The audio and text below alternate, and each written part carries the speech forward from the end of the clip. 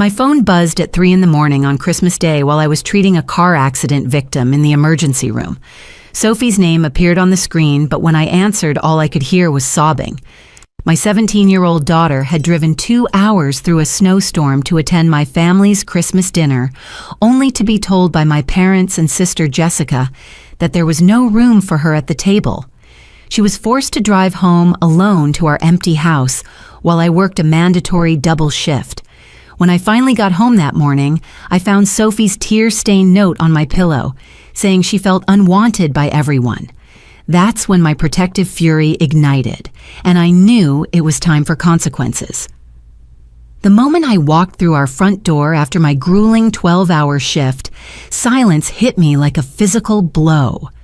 Our house felt hollow, devoid of the Christmas morning energy that should have filled every corner. Sophie's car wasn't in the driveway, and the presents under our small tree remained untouched, their bright wrapping paper looking almost mocking in the gray morning light.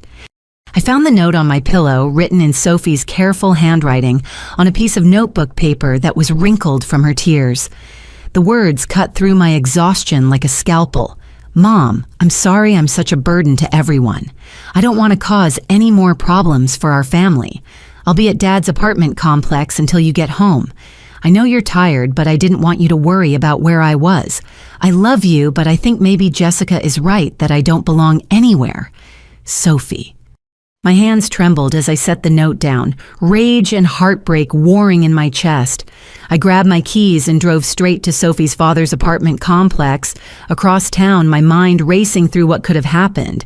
David had been overseas with his new wife for 3 months, leaving his apartment empty, and Sophie knew where he kept the spare key. I found her sitting in her beat-up Honda Civic in the parking lot, wrapped in the emergency blanket I always kept in her car. She wasn't crying anymore, just staring straight ahead with the hollow expression I recognized from my most traumatized patients in the emergency room. When she saw me walking toward her car, she got out slowly, like an old woman instead of a teenager who should have been bouncing with Christmas excitement. "Honey," I whispered, pulling her into my arms. She felt so small against me, this brilliant girl who had maintained a 4.0 grade average while working part-time at the local bookstore to save money for college. "They said the table was full," Sophie said quietly, her voice hoarse from crying. Jessica answered the door and told me they had counted wrong when they invited me. She said there were already 11 people and they couldn't squeeze in another chair. But Mom, I could see into the dining room. There was space. There was definitely space. I held her tighter, feeling something cold and dangerous settle in my stomach. "What exactly did Jessica say to you?" Sophie pulled back slightly, wiping her nose with the sleeve of her Christmas sweater, the red one with reindeer that we had picked out together last month. "She said that since you were working anyway, it would probably be easier if I just went home. She said the conversation would be mostly adults talking about things I wouldn't understand, and that maybe next year they could plan better." Next year. The words came out sharper than I intended. "She also said," Sophie hesitated, looking down at her feet. "She said that maybe you working all the time was a sign that our family wasn't really the holiday type anymore, that maybe Christmas was more meaningful for families that could actually be together." I felt my nursing training kick in the same systematic approach I used when dealing with medical emergencies. I needed information, facts, evidence. "Sophie, I want you to tell me everything that happened from the moment you got there. Every word, every detail you can remember." As Sophie recounted her humiliation, I pulled out my phone and started scrolling through social media. Jessica always posted everything online, and sure enough, her Facebook page was filled with photos from last night's dinner. My thumb stopped scrolling when I reached a group photo of everyone gathered around my parents' dining room table. I counted the faces 11 people, just like Jessica had told Sophie, but I recognized each person, and my blood began to boil as the reality hit me. Jessica's college roommate from 15 years ago was there, grinning widely next to my father. The neighbor's 22-year-old son, who I had spoken to maybe 3 times in my entire life, was seated in what should have been Sophie's chair. Jessica's cousin's boyfriend, a man I had never even met, was raising a glass of wine toward the camera. But the detail that made my vision blur with rage was the table itself. It was my parents' expandable dining table, the one that had accommodated 14 people at Thanksgiving just 6 weeks ago. The same table where Sophie had sat between her grandparents, helping my mother serve pie and listening to my father's stories about his Navy days. "Sophie," I said, my voice steady despite the fury coursing through my veins. "Look at this photo. Tell me what you see." She took my phone and stared at the screen for a long moment. When she looked up, her eyes were filled with a different kind of pain than before. Not the pain of rejection, but the sharper ache of understanding deliberate cruelty. "They made room for strangers," she whispered. "They chose strangers over me." I pulled her close again, my mind already working through what this meant and what I needed to do about it. This wasn't a misunderstanding or poor planning.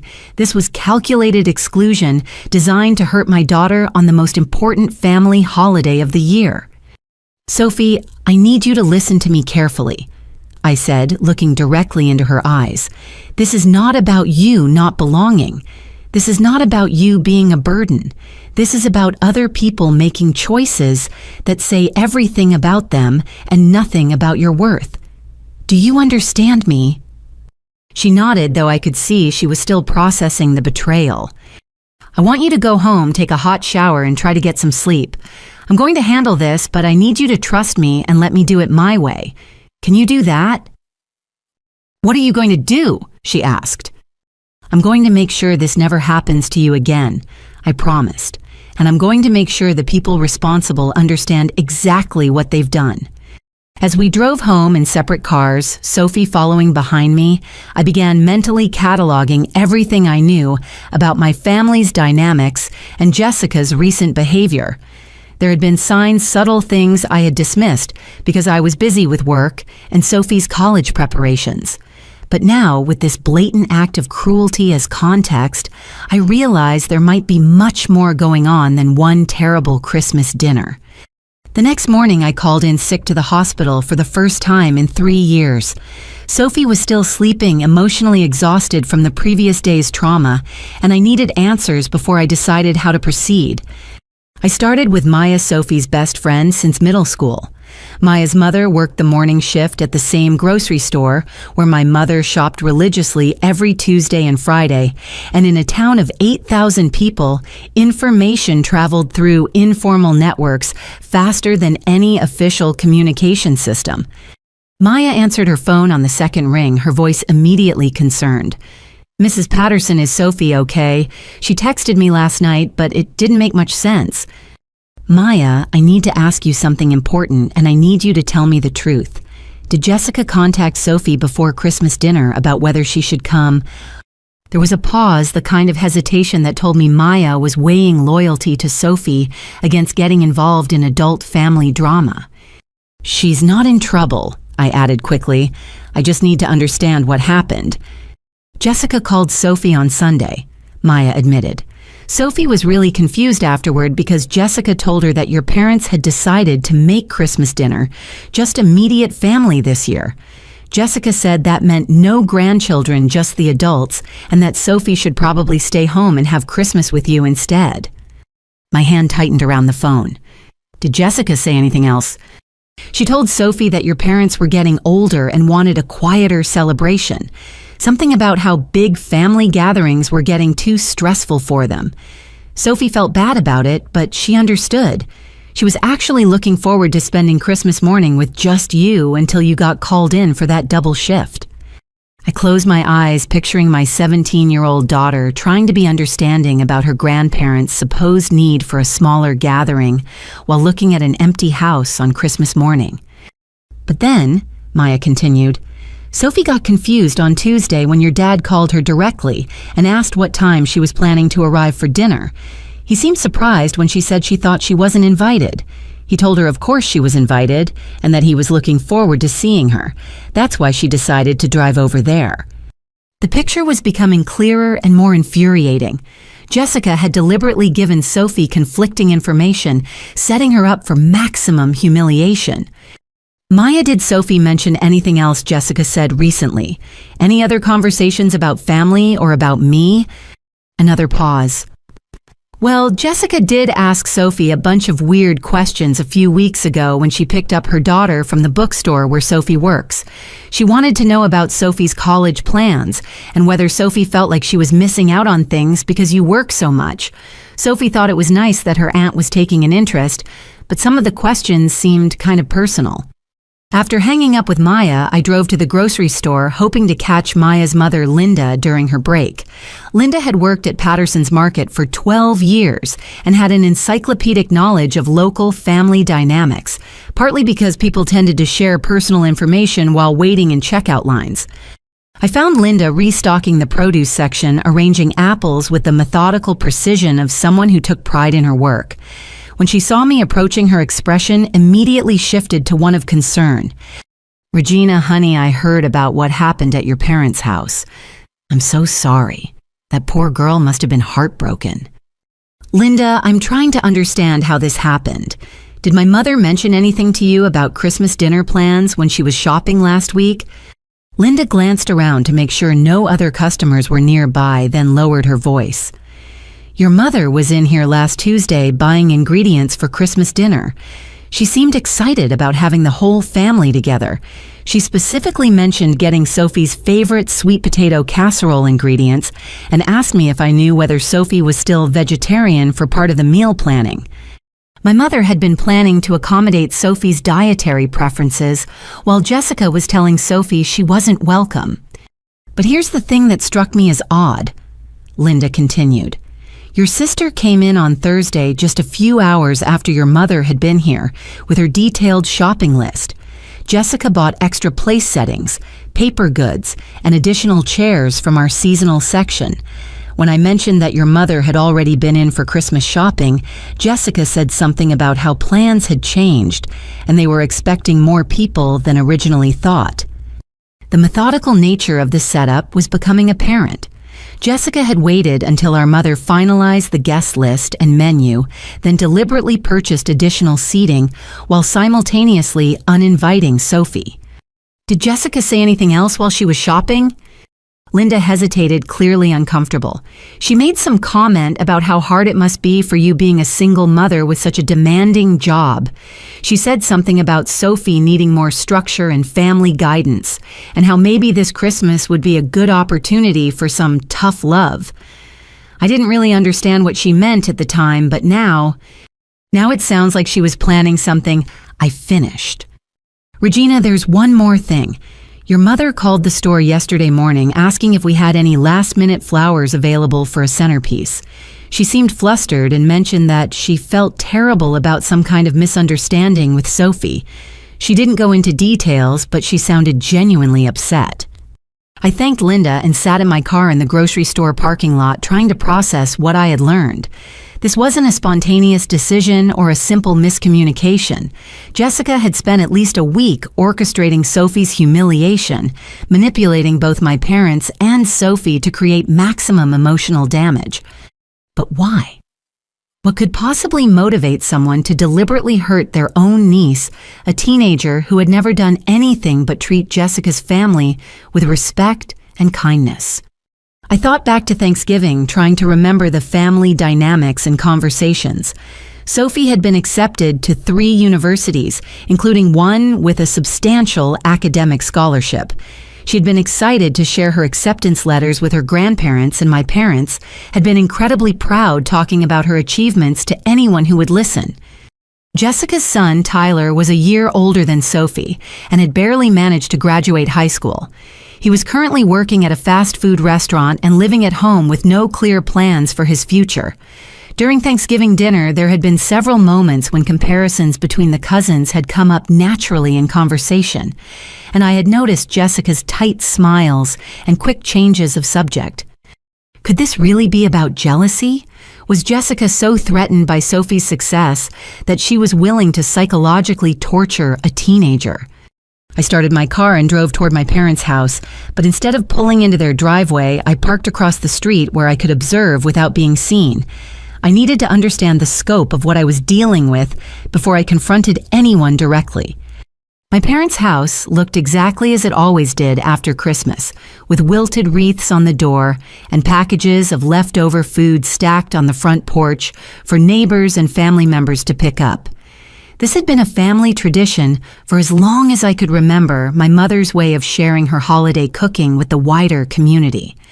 As I watched Jessica's car pulled into the driveway, she got out carrying what looked like several containers of leftovers, but instead of leaving them on the porch with the others, she loaded them into her own car. She was taking home what should have been shared with the community, including food that would normally have been offered to Sophie and me. That small act of selfishness crystallized something for me. This wasn't just about one Christmas dinner. This was about someone who had decided that she deserved more and we deserved less, and who was willing to hurt innocent people to get what she wanted.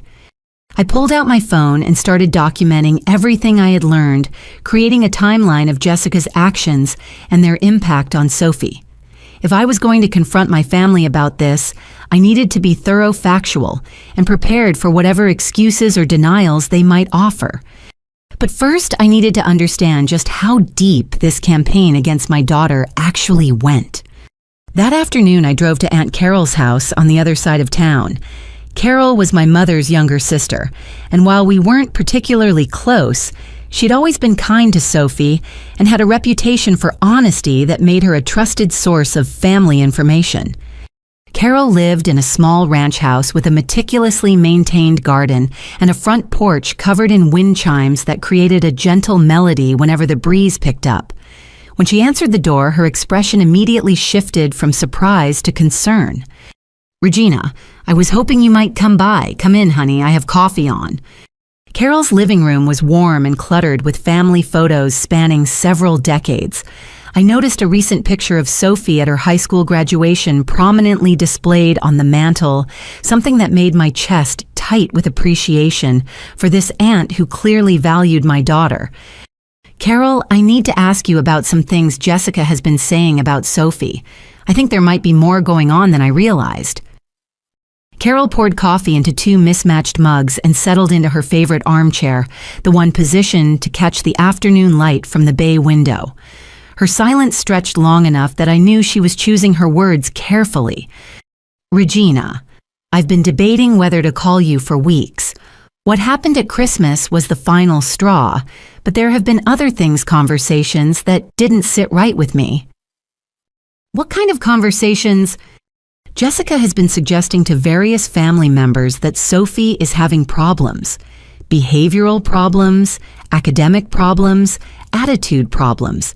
She's been very subtle about it, dropping hints rather than making direct accusations, but the cumulative effect has been to make people worry about Sophie's well-being and your parenting. I set my coffee mug down harder than I intended. "What specific things has she said?" "She told your mother that she was concerned Sophie might be experimenting with alcohol because she seemed different during recent family gatherings. She suggested to your father that Sophie was becoming disrespectful toward authority figures and might need firmer boundaries. She even mentioned to me that she was worried Sophie was developing an entitled attitude because of her academic success." Each revelation felt like a physical blow. But none of that is true. Sophie doesn't drink, she's never been disrespectful to anyone, and if anything, she's too hard on herself about her achievements. "I know that," Carol said gently. "Anyone who spends time with Sophie knows that. She's a wonderful girl, polite, thoughtful, hardworking. But Jessica has been very clever about her campaign. She never says anything directly critical. Instead, she expresses concern, asks worried questions, suggests that maybe Sophie needs help or guidance." "Give me an example." "Last month at your cousin's baby shower, Jessica mentioned to several people that she was worried about Sophie's college applications. She said she hoped Sophie wasn't setting herself up for disappointment by aiming too high, and that maybe someone should help you guide her toward more realistic expectations. The implication was that you weren't providing adequate guidance and that Sophie's ambitions were unrealistic." I felt my hands clench into fists. Sophie's college acceptances had already proven that her ambitions were not only realistic, but conservative compared to what she could have achieved. She's also been suggesting that your work schedule is problematic for raising a teenager. She's expressed concern to family members about Sophie spending too much time alone and implied that single mothers face inherent challenges in providing proper supervision and emotional support. The systematic nature of Jessica's campaign was becoming clear. She'd been undermining both Sophie's character and my parenting for months, laying groundwork for the family to accept, excluding Sophie as a reasonable response to manufactured concerns. Carol, why didn't anyone talk to me directly about these supposed problems? Carol sighed deeply. Because Jessica always framed her concerns as family loyalty. She would say things like, "I hate to worry about Regina, she's under so much pressure already," or, "I don't want to add to Regina's stress, but I think Sophie might need additional support." She made it seem like talking to you directly would be burdensome rather than helpful. And people believed her. Jessica can be very convincing, especially when she's targeting people's existing anxieties. Your parents worry about you managing everything alone. They worry about Sophie growing up without a father figure in the house. Jessica exploited those concerns and redirected them into criticism of both you and Sophie. Carol stood up and walked to her bookshelf, pulling out a photo album. She flipped through several pages before finding what she was looking for, a picture from Sophie's 16th birthday party last year. "Look at this photo, Regina. Look at Sophie's face, her body language, how she interacts with everyone. Does this look like a troubled teenager to you?" In the photo, Sophie was laughing at something my father had said, her arm around my mother's shoulders, clearly comfortable and happy in the family setting. Her posture was open and relaxed, her smile genuine and warm. Jessica wasn't at this party, Carol noted. She had some excuse about Tyler being sick, but look how natural and joyful Sophie is with the rest of the family when Jessica isn't there to create tension. You think Jessica has been deliberately sabotaging Sophie's relationships with the family. I think Jessica sees Sophie's success as a threat to her own child and her own status in the family. Tyler has struggled academically and socially, and instead of addressing his needs constructively, Jessica seems to have decided that diminishing Sophie's standing would somehow elevate Tyler's. Carol closed the photo album and looked at me directly. "There's something else you need to know. Jessica has been asking questions about your work performance and financial situation. She's been probing to find out whether you might be struggling professionally or personally in ways that could affect Sophie's stability." "What kind of questions?" "She asked me if I thought you seemed overstressed lately, whether you had mentioned any problems at the hospital, whether Sophie had said anything about money being tight. She framed these questions as concern for your well-being, but the underlying message seemed to be gathering information rather than offering support. I realized that Jessica had been conducting reconnaissance looking for vulnerabilities she could exploit, or evidence she could use to support her narrative about our family being unstable or problematic. Carol, I need to ask you directly, do you believe the things Jessica has been saying about Sophie and me?" "Absolutely not," Carol said immediately. "You're an excellent mother and Sophie is an exceptional young woman. Anyone who knows you both can see that clearly. But Jessica has been very strategic about targeting people who don't spend regular time with you, people who might be more susceptible to suggestion and worry. What do you think I should do?" Carol was quiet for a long moment, considering her response carefully. "I think you need to protect Sophie from further psychological manipulation, and I think your family needs to understand the extent of what Jessica has been doing. But Regina, you should also know that Jessica's campaign has been more extensive than just family members. She's been talking to people in the community as well." My blood ran cold. "What do you mean?" "I've heard from friends that Jessica has expressed concerns about Sophie to people at church, at the school, even at local businesses. She's been building a narrative about your family that extends beyond our immediate relatives." The scope of what I was dealing with suddenly expanded far beyond a family dispute. Jessica hadn't just been undermining Sophie's place in our extended family. She had been attempting to damage our reputation and standing in the entire community. I thanked Carol for her honesty and drove home with my mind reeling. Sophie was still sleeping when I arrived, emotionally exhausted from the trauma of Christmas rejection. Looking at her peaceful face, I felt a surge of protective fury that went beyond anything I had ever experienced as a mother. Jessica had targeted my daughter systematically and maliciously, using adult manipulation tactics against a teenager who had never done anything to deserve such treatment. But now I understood the scope of what I was dealing with, and I could begin planning a response that would protect Sophie and expose Jessica's behavior for what it really was.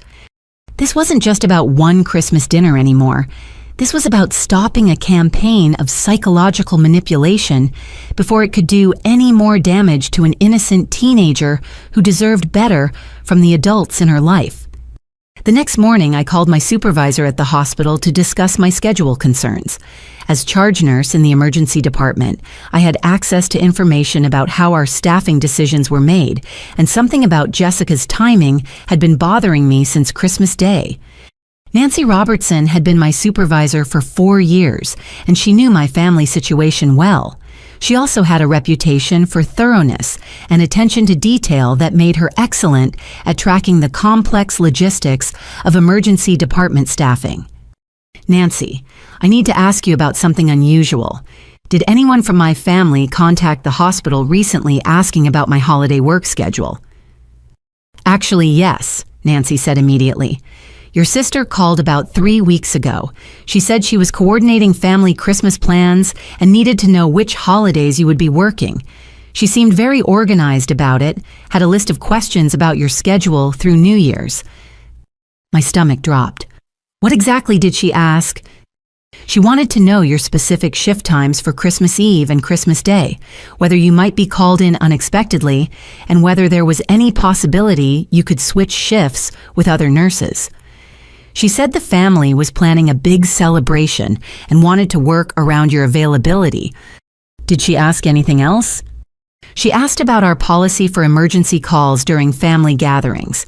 She wanted to know whether you would be required to come in if there was a staffing crisis, even if you weren't originally scheduled. I explained our protocol for emergency coverage and how we determine which nurses to call based on proximity to the hospital and specialization. Jessica had conducted detailed research into my work obligations, gathering intelligence that would allow her to time Sophie's humiliation perfectly. Nancy, did she identify herself as my sister when she called? She said she was Jessica Patterson, your sister, and that she was helping coordinate family holiday logistics. She seemed very familiar with your work situation and mentioned that she understood how demanding emergency nursing could be. She was actually quite complimentary about your dedication to patient care. I realized Jessica had used charm and false concern to manipulate my supervisor into providing information she had no legitimate reason to possess. Is there anything else about that conversation that seemed unusual? Nancy paused, clearly thinking back to the details. She did ask some odd questions toward the end of the call. She wanted to know about our employee assistance programs and whether the hospital provided any support services for single parents managing work-life balance. She asked whether you had ever mentioned feeling overwhelmed or needing additional support. What did you tell her? I told her that employee assistance information was confidential and that I couldn't discuss individual employee circumstances. But Regina, the questions made me wonder if you were dealing with some kind of family crisis that I wasn't aware of. Is everything okay at home? Everything is fine, I assured her. But I think Jessica may have been gathering information for reasons that weren't actually about family holiday planning. After hanging up with Nancy, I realized Jessica had been building a comprehensive intelligence profile about my professional life, personal circumstances, and potential vulnerabilities. She had researched my work schedule to ensure maximum impact for her attack on Sophie, and she had probed for evidence that I might be struggling professionally or personally. But there was something even more troubling about Nancy's account. Jessica's questions about employee assistance programs and work-life balance suggested she might have been looking for ammunition to use against me in some larger campaign to undermine my competency as a parent. I decided to dig deeper into Jessica's recent activities and called the hospital's security department to inquire about any other unusual contact from my family members. Our security protocols required documentation of all requests for employee information, even seemingly innocent ones. Security Supervisor Mike Chen pulled up my file and confirmed that Jessica's call had been logged and recorded as per standard procedure, but he revealed additional information that made my blood run cold. "Your sister actually called twice," Mike said. "The first call was the one about your holiday schedule, but she called again about a week later asking different questions. That second call was flagged as suspicious by our privacy compliance department." "What did she ask in the second call?" "She claimed to be conducting research for a family legal matter and wanted to access your employment records. She said there was some kind of insurance claim or lawsuit that required verification of your work history, performance evaluations, and any disciplinary actions." My hands started shaking. "Did you provide that information?" "Absolutely not. We explained that employment records are strictly confidential and can only be accessed by the employee themselves or through proper legal channels with court orders. But Regina, she was very persistent and seemed to know a lot about hospital record-keeping procedures. She asked specific questions about our documentation systems that suggested she had done research into how medical facilities maintain personnel files." "Did she say anything else?" "She tried to convince our compliance officer that you had given verbal permission for the information release, but that you were too busy to provide written authorization. When that didn't work, she asked about our policies for reporting concerns about employee fitness for duty. She wanted to know what kind of evidence would be required to trigger an internal investigation of a nurse's performance or mental health." The implications hit me like a physical blow. Jessica hadn't just been planning to humiliate Sophie at Christmas dinner. She had been building a case to challenge my professional competence and potentially my fitness as a parent. "Mike, what happens when someone makes those kinds of inquiries? Are they reported anywhere?" "Any attempt to improperly access employee records or gather information for potentially malicious purposes gets reported to both our legal department and to the state nursing board. We take threats to employee privacy very seriously, especially in healthcare settings where professional reputations and patient safety are involved." I hung up feeling nauseated by the scope of Jessica's campaign against my family. This wasn't just sibling rivalry or holiday drama. This was a systematic attempt to destroy my career and potentially challenge my custody of Sophie by building a case that I was an unfit parent due to professional incompetence or mental health issues. Jessica had used the Christmas dinner exclusion as the opening move in what appeared to be a much larger attack on my entire life. She had gathered intelligence about my work schedule, attempted to access my employment records, and researched procedures for reporting concerns about my professional fitness. The timing of Sophie's humiliation now made perfect sense. Jessica had ensured that I would be trapped at work during a medical emergency, unable to leave or defend my daughter, while Sophie experienced the psychological trauma that Jessica had carefully orchestrated. If Sophie had been devastated enough by the rejection, if she had acted out or shown signs of emotional distress, Jessica could have used that as evidence that I was failing as a parent due to work demands. But Jessica had underestimated both Sophie's resilience and my determination to protect my daughter.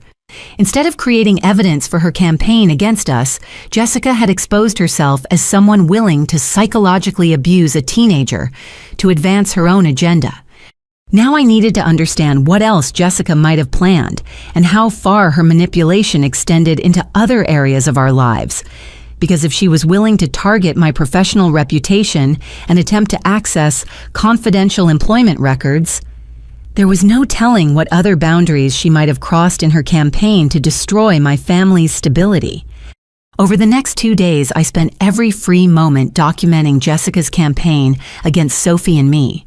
As a nurse, I understood the importance of thorough record keeping, and I approached this situation with the same methodical attention to detail I used for patient care documentation. I created a timeline of events starting with Jessica's initial phone calls to the hospital and extending through the Christmas dinner exclusion. I gathered witness statements from Maya Linda at the grocery store, Aunt Carol, and my supervisor Nancy. I printed screenshots of Jessica's social media posts showing the Christmas dinner with non-family members occupying the space Sophie had been denied. But as I prepared to write a formal letter to my parents demanding accountability, I realized something troubling. Over the past 6 months, I had sent several communications to my parents that had never received responses. Birthday invitations for Sophie, Mother's Day cards, requests for family support during particularly difficult periods at work when I needed help with Sophie's transportation to school events. I had attributed the lack of responses to my parents' advancing age and their general discomfort with modern communication methods. My father's arthritis made writing difficult, and my mother had never been comfortable with email or text messaging. But now, in the context of Jessica's systematic manipulation, their silence took on a different meaning. I decided to test my suspicions by calling my parents directly about a seemingly innocent matter. When my mother answered, I asked whether she had received the graduation announcement I had mailed 3 months ago, with Sophie's final transcripts and college acceptance letters. "What graduation announcement, dear?" my mother asked, sounding genuinely confused. "I haven't received anything like that from you. Are you sure you sent it to the right address?" I had hand-addressed the envelope myself and personally dropped it in the mailbox at the post office to ensure delivery. "Mom, what about the Mother's Day card Sophie and I sent in May? Did you receive that?" Another pause. "Regina, I hate to say this, but I haven't received any cards or letters from you in months. Your father and I have been wondering if you were upset with us about something, because you seem to have stopped communicating entirely." The pieces clicked together with sickening clarity. I asked my mother about her mail delivery process and learned that Jessica had volunteered several months ago to help manage their correspondence. With my father's arthritis making it painful to sort through mail and my mother's eyesight deteriorating, Jessica had offered to stop by twice a week to help organize, bills, sort important documents, and dispose of junk mail. "Jessica has been such a help," my mother continued. "She's so organized and efficient. She even offered to help us set up a system for keeping track of important dates and family communications, so we wouldn't miss anything." Jessica had positioned herself as the gatekeeper of my parents' communications, while simultaneously feeding them false narratives about my lack of contact and care for the family. I hung up and immediately drove to my parents' house, but instead of going to the front door, I walked around to their mailbox. The neighbor across the street, Mrs. Henderson, was working in her garden and waved me over. "Regina, I've been meaning to mention something to your mother, but I wasn't sure if it was my place," Mrs. Henderson said, pulling off her gardening gloves. "I've noticed Jessica at your parents' mailbox quite frequently, and sometimes she takes mail inside without your parents being home. I wasn't sure if that was an arrangement they had made with her, but it seemed unusual. How often have you seen this?" "At least twice a week, sometimes more. She has a key to their house, so she lets herself in, even when they're not there. Last month, I saw her take a large envelope that looked like it might be important documents or cards. She spent quite a while looking at it before taking it inside." Mrs. Henderson's description matched the timing of when I had sent Sophie's graduation materials to my parents. "Has Jessica ever mentioned anything to you about my family's communication patterns?" "Actually, yes. She stopped to chat a few weeks ago and mentioned how worried she was about you. She said you seemed to be withdrawing from the family and that your parents were hurt by your apparent lack of interest in staying connected. She asked if I had noticed you visiting less frequently." Jessica had been conducting a neighborhood intelligence operation, gathering information about my activities and planting suggestions about my supposed neglect of my parents. That evening, I sat down to write the most important letter of my life. But instead of just addressing the Christmas dinner incident, I needed to expose the entire systematic campaign Jessica had been conducting against my family. I needed to provide my parents with evidence that their perception of my neglect was based on manufactured circumstances designed to isolate them from Sophie and me. I started with the Christmas dinner exclusion, providing detailed timeline and witness statements. Then I documented Jessica's lies to Sophie, her manipulation of family members through false concerns, her attempted access to my employment records, and her interception of our family communications. But as I wrote, I realized I needed to be strategic about how I presented this information. My parents were elderly, set in their routines, and had been systematically manipulated for months. They might be defensive or reluctant to accept that their daughter had been deceiving them so extensively. I needed to present the evidence in a way that would help them understand they had been victims of manipulation, rather than making them feel foolish for being deceived. I needed to focus on protecting Sophie while giving my parents a pathway to redemption and restored family relationships. The letter took me 3 hours to write, going through multiple drafts to ensure the tone was firm but not accusatory toward my parents, factual but not overwhelming, and focused on solutions rather than just problems.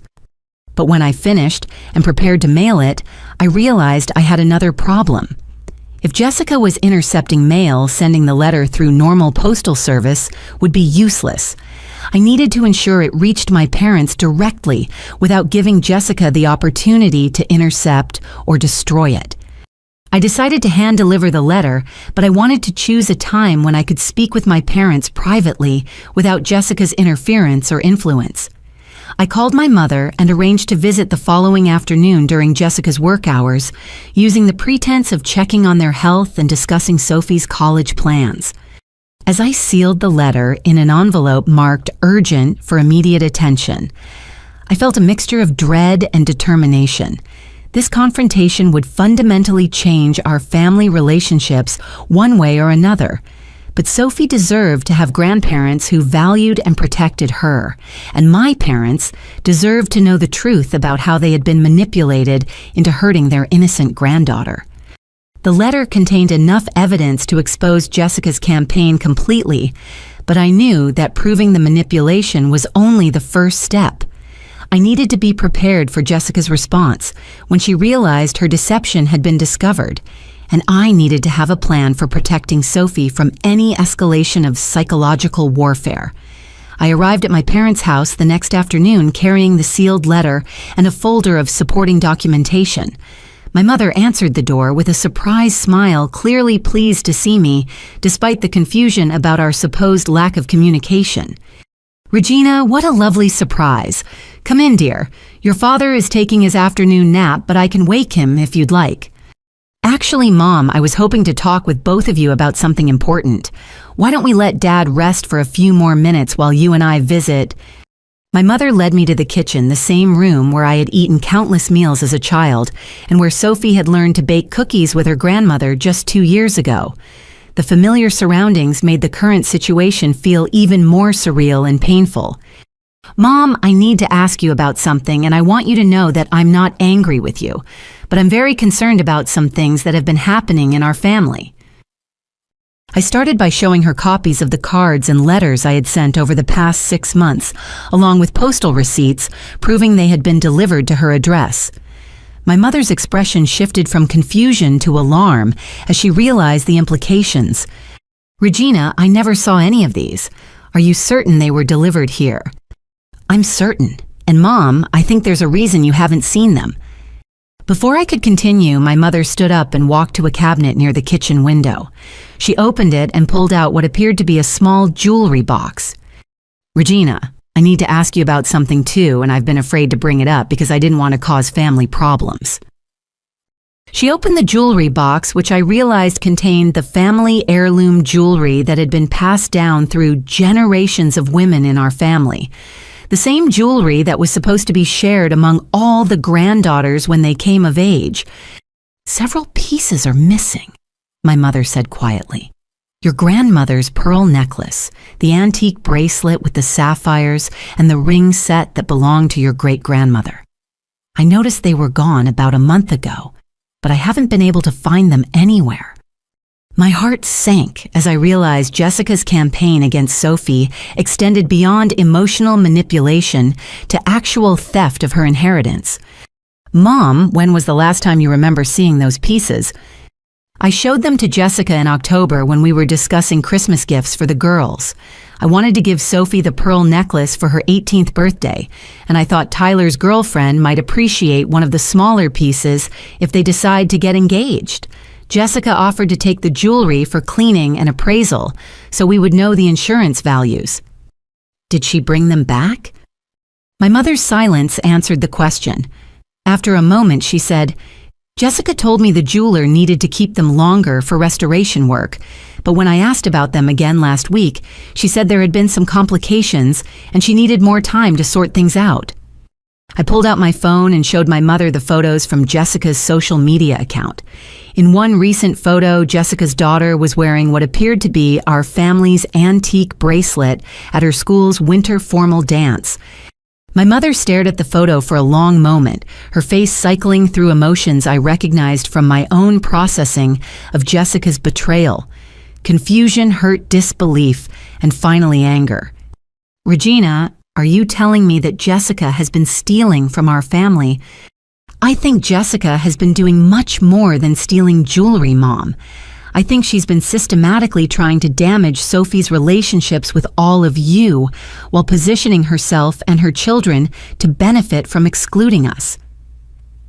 I showed my mother the documentation I had gathered about Jessica's lies, her manipulation of family communications, and her attempts to access my employment records. With each piece of evidence, my mother's expression became more distressed and more angry. "But why?" my mother asked. "Why would Jessica do these things? Sophie has never done anything but treat her family with respect and love." I think Jessica sees Sophie's success as a threat to Tyler's position in the family. Instead of supporting Tyler in finding his own path, Jessica decided to try to diminish Sophie's standing so Tyler would look better by comparison. My father appeared in the kitchen doorway looking confused by the serious tone of our conversation. "What's all this about Regina? It's good to see you. How's our Sophie doing with her college preparations?" The genuine warmth in my father's voice when he mentioned Sophie made the situation even more heartbreaking. This man loved his granddaughter and had been manipulated into participating in her humiliation through lies and deception. "Dad, I need to talk with both of you about what happened at Christmas and about some other things that have been going on in our family." Over the next hour, I walked my parents through the entire scope of Jessica's campaign. I showed them evidence of the intercepted communications, the lies about Sophie's behavior and academic performance, the theft of family jewelry, and the systematic manipulation designed to turn the family against Sophie and me. My parents' initial reaction was disbelief, then defensive anger on Jessica's behalf. But as the evidence mounted, their emotions shifted to horror at the scope of the deception and guilt about their unwitting participation in hurting Sophie. We made that poor child drive home alone on Christmas. My mother said, tears streaming down her face. We believed Jessica's lies and we hurt our own granddaughter. My father was quiet for a long time, studying the documentation with the careful attention he had once brought to his work as an accountant. Finally, he looked up and said, "Regina, there's something else you need to know about. Jessica had me sign some papers last month." My blood went cold. "What kind of papers?" "She said they were for estate planning and asset protection. She told me you were too busy with work to be involved in family financial planning right now, and that these documents would help protect the family's interests if anything happened to your mother and me." My mother looked at my father in shock. "What documents? You didn't tell me about any papers." Jessica said it would be better to handle the legal details quietly and then explain everything to the family afterward. She said Regina had specifically asked her to take care of these matters because she trusted Jessica's judgment and didn't have time to deal with financial planning herself. I realized Jessica's manipulation had been even more comprehensive than I had imagined. She had been working to gain legal control over my parents' assets while simultaneously destroying my relationship with them and eliminating Sophie from the family inheritance. "Dad, do you have copies of what you signed?" He led us to his home office and pulled out a folder containing several legal documents. As I read through them, my nursing background in medical law helped me understand the implications. Jessica had convinced my father to sign documents that would give her significant control over family financial decisions and inheritance distribution. The papers included a revised power of attorney naming Jessica as primary decision-maker for financial and medical issues, and preliminary estate planning documents that heavily favored Jessica's family while minimizing provisions for Sophie and me. Dad, did Jessica bring these papers to you, or did you go to an attorney's office to sign them? Jessica brought them here. She said she had consulted with a family law attorney and that these were standard documents for families in our situation. She witnessed my signature and said she would file them with the appropriate offices. I realized Jessica had created fraudulent legal documents designed to steal my family's inheritance while manipulating my elderly parents into believing they were making responsible financial decisions. The scope of Jessica's betrayal was staggering. She had conducted a comprehensive campaign involving emotional manipulation, theft, fraud, interception of communications, attempted sabotage of my professional reputation, and exploitation of elderly family members through deceptive legal documentation. But now I had evidence of criminal activity that went far beyond family drama. Jessica had committed multiple felonies, and I had the documentation to prove it. With my parents finally understanding the scope of Jessica's manipulation, I presented them with the formal letter I had prepared.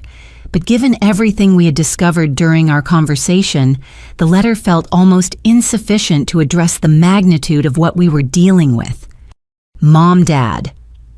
I wrote this letter before I knew about the stolen jewelry and the fraudulent legal documents. Now I realize we're not just dealing with family conflict. We're dealing with criminal activity that could have destroyed our family's financial security and Sophie's future. My father read the letter aloud, his voice growing more strained with each paragraph. When he finished, he set it down and looked at both my mother and me with an expression of profound shame. Regina, your mother and I have failed Sophie terribly.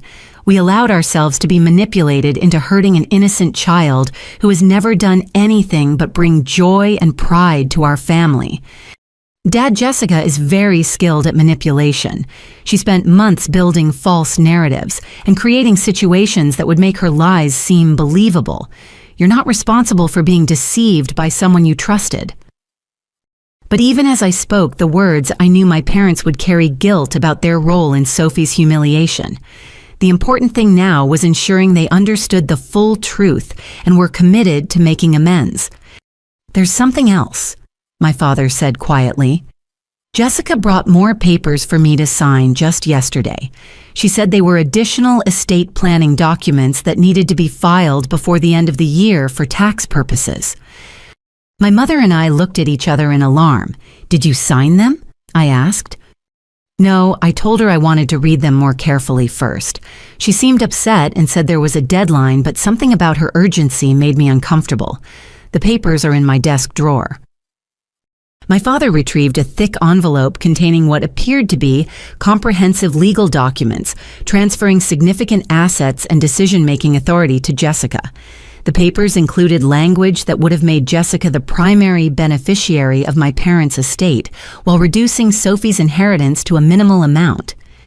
Dad, these documents would have essentially disinherited Sophie and given Jessica control over everything. If you had signed these, Sophie would have been left with almost nothing from her grandparents' estate.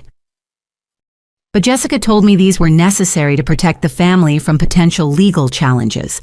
She said that because you were a single mother with demanding work responsibilities, there could be complications with estate administration that these documents would prevent. I realized Jessica had been racing to complete her theft of the family inheritance before her other manipulations could be discovered. The Christmas dinner humiliation might have been intended as a distraction, while she pressured my father into signing away Sophie's financial future.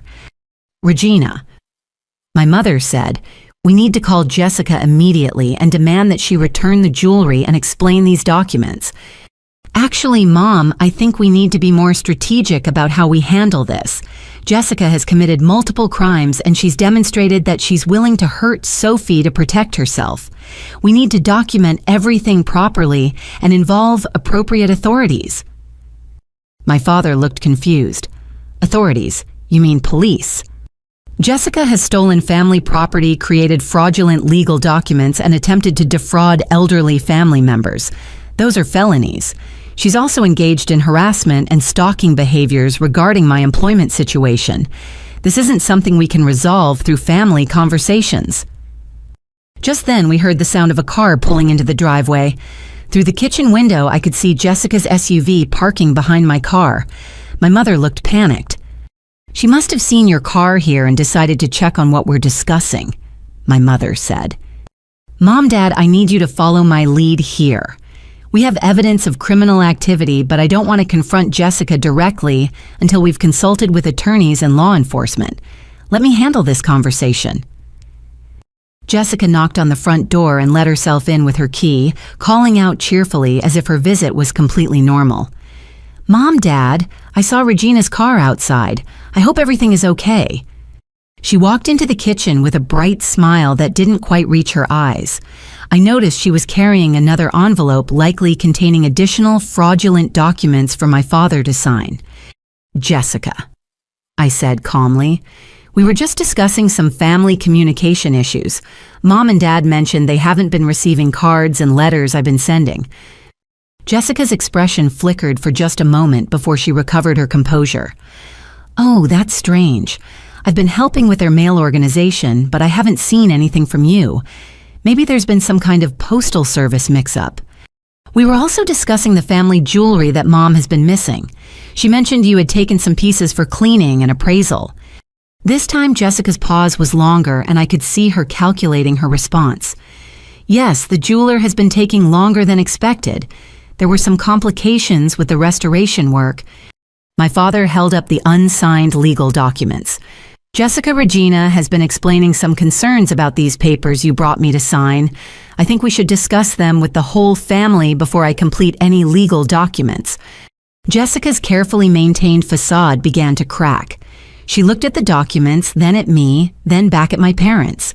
I could see her realizing that her campaign of manipulation had been exposed. I don't understand what the problem is, Jessica said, her voice taking on a defensive edge. I've been trying to help this family stay organized and protected.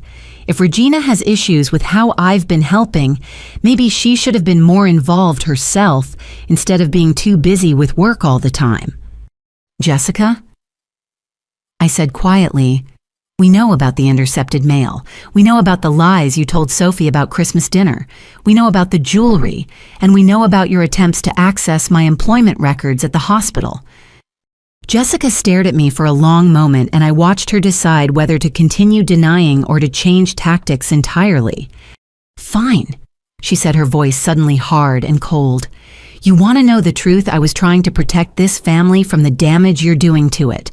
Sophie is being raised to think she's better than everyone else because she gets good grades and you make decent money as a nurse. She needed to learn some humility, and you needed to understand that your job isn't more important than family relationships. The mask had finally come off, revealing the cruel calculation behind months of psychological manipulation. You excluded my daughter from Christmas dinner to teach her humility, I asked, keeping my voice level despite the fury building inside me. Someone needed to show her that academic achievement doesn't make her special and that she can't just waltz into family gatherings expecting to be the center of attention. Tyler has been struggling, and instead of supporting him, this entire family has been fawning over Sophie's college acceptances like she's some kind of genius. My parents stared at Jessica in horror as she revealed the petty jealousy and malicious intent behind her campaign against Sophie. And the jewelry? My mother asked quietly. Sophie doesn't deserve grandmother's jewelry any more than Tyler's girlfriend does. Just because Sophie is going to college doesn't mean she should get preferential treatment in family inheritance. I was evening things out. By stealing. My father said, his voice containing more anger than I had heard from him in years.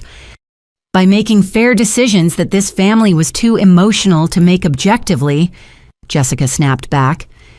The conversation continued for another 20 minutes with Jessica alternately trying to justify her actions and attacking Sophie's character and my parenting. But with each word, she revealed more about the deliberate cruelty of her campaign and her complete lack of remorse for the pain she had caused. Finally, she gathered her things and headed toward the door. If this family wants to choose Regina and her precious daughter over me, that's your choice, but don't expect me to continue helping with anything around here. After she left my parents and I sat in stunned silence for several minutes, the woman who had just walked out of their house bore no resemblance to the helpful, concerned daughter they thought they had known. Regina. My mother said finally, "What do we do now?" "Now we protect Sophie, we recover the stolen property, and we make sure Jessica faces consequences for what she's done. But first, we make sure she can never hurt Sophie again." 20 minutes after Jessica stormed out, her car came roaring back into the driveway. Through the kitchen window, I watched her slam the car door and march toward the house with the determined stride of someone who had spent the drive working herself into a confrontational fury. She burst through the front door without knocking, this time her face flushed and her voice raised before she even reached the kitchen. "I've been thinking about this conversation and I'm not going to let Regina twist the truth and turn this family against me," Jessica announced, pointing an accusatory finger in my direction. "She's been poisoning your minds with lies because she can't handle the fact that someone finally stood up to her precious daughter." My father stood up from his chair, his own anger now fully activated. "Jessica, you admitted to stealing from your mother and lying to your niece. No one is twisting anything." "I didn't steal anything. I redistributed family assets more fairly because you two were playing favorites with Sophie while ignoring Tyler's needs. Someone had to look out for my son's interests since this family has been obsessed with celebrating Sophie's so-called achievements." The venom in Jessica's voice when she said Sophie's name made my protective instincts flare dangerously. I stood up and positioned myself between Jessica and my parents, recognizing that this confrontation was about to escalate beyond family argument into something more dangerous. "Jessica, you psychologically tortured a 17-year-old girl on Christmas Day. You made her drive home alone in a snowstorm to spend the holiday in an empty house because you convinced yourself that her academic success was somehow an attack on your son. Sophie needed to learn that the world doesn't revolve around her accomplishments," Jessica shot back. "She's been coddled and praised for getting good grades, but she has no real-world experience, no understanding of what life is actually like for families that aren't as privileged as yours." Privileged. I couldn't keep the incredulity out of my voice. "I'm a single mother working double shifts in an emergency room to pay for Sophie's college applications and support us both. What exactly do you think is privileged about our situation? You make more money than my husband and me combined. You have job security and health care, and Sophie gets opportunities that Tyler never had because of your professional connections and financial resources." The truth of Jessica's resentment was finally emerging. This wasn't about Sophie's character or behavior. This was about Jessica's own feelings of inadequacy and failure as a parent projected onto my daughter through months of systematic cruelty. "So you decided to punish Sophie for circumstances she didn't create and successes she earned through her own hard work?" My mother asked, her voice shaking with anger. "I decided to give Tyler equal consideration in a family that has been overlooking him while celebrating every minor achievement Sophie makes. Do you realize that Sophie's college acceptance announcements were posted on the refrigerator for 3 months, while Tyler's high school graduation photo got moved to a drawer within 2 weeks? I realized Jessica had been keeping a mental inventory of perceived slights and inequalities, building resentment over normal family dynamics and turning them into justification for hurting an innocent teenager.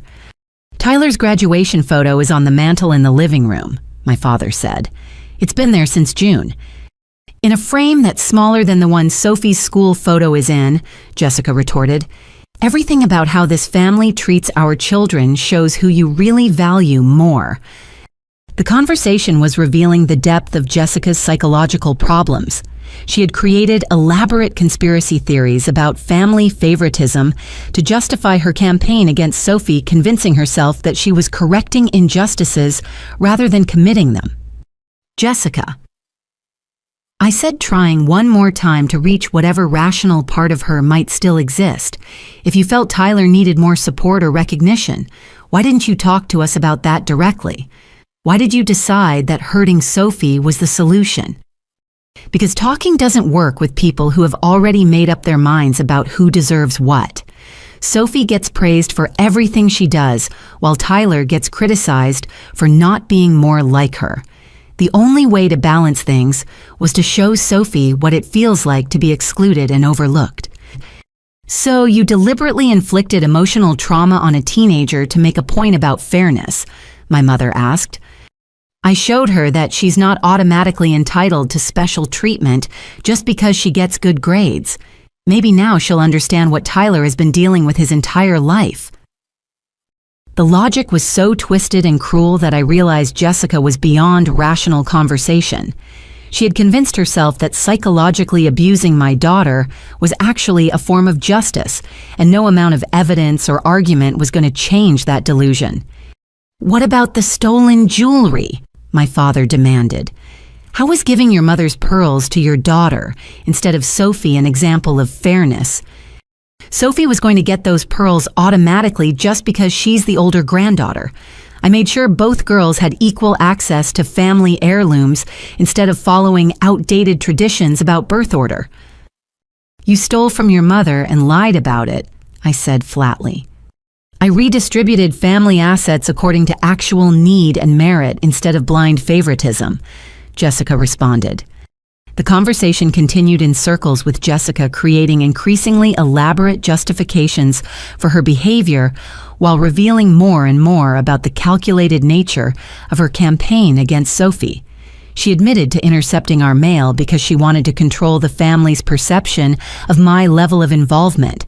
She acknowledged lying about Sophie's behavior because she believed Sophie needed to be brought down to earth. She even admitted to the hospital calls, claiming she was gathering information to help the family understand the pressures I was under at work. Every admission made her actions seem more premeditated and malicious, but Jessica seemed completely incapable of understanding why her behavior was wrong or harmful. Finally, after nearly an hour of circular arguments and increasingly hostile exchanges, Jessica gathered her purse and the unsigned legal documents my father had refused to complete. Fine, she said, her voice cold with fury. If this family wants to choose Regina's spoiled daughter over me and Tyler, that's your decision. But don't expect me to continue helping with anything. Don't call me when you need assistance with medical appointments or household maintenance or any of the other things I've been doing while Regina was too busy with her career to take care of her own parents. Jessica, my father said quietly, we love you, but what you did to Sophie was wrong. We hope you can get the help you need to understand that. The only help I need is protection from a family that has never appreciated anything I've done while worshiping Regina and her perfect daughter, Jessica replied. Tyler and I will be fine without you. She slammed the door behind her with enough force to rattle the windows, and we heard her car tires squeal as she backed out of the driveway and drove away. My parents and I sat in the aftermath of the confrontation, emotionally drained and horrified by the glimpse into Jessica's mindset. The woman who had just left their house was someone they didn't recognize, someone capable of justifying cruelty through elaborate self-deception and victim narratives. Regina. My mother said finally, I don't think Jessica is going to voluntarily return the jewelry or acknowledge that what she did was wrong. No, she's not, I agreed. And I don't think this is over. Someone who can rationalize psychologically abusing a teenager isn't going to accept losing control of this situation peacefully. What do you think she'll do next? I thought about Jessica's pattern of behavior over the past few months, her systematic approach to manipulation, and her escalating tactics when previous methods didn't achieve her desired results. I think she's going to try to destroy our family's reputation in the community, attack my professional credibility, and find new ways to hurt Sophie.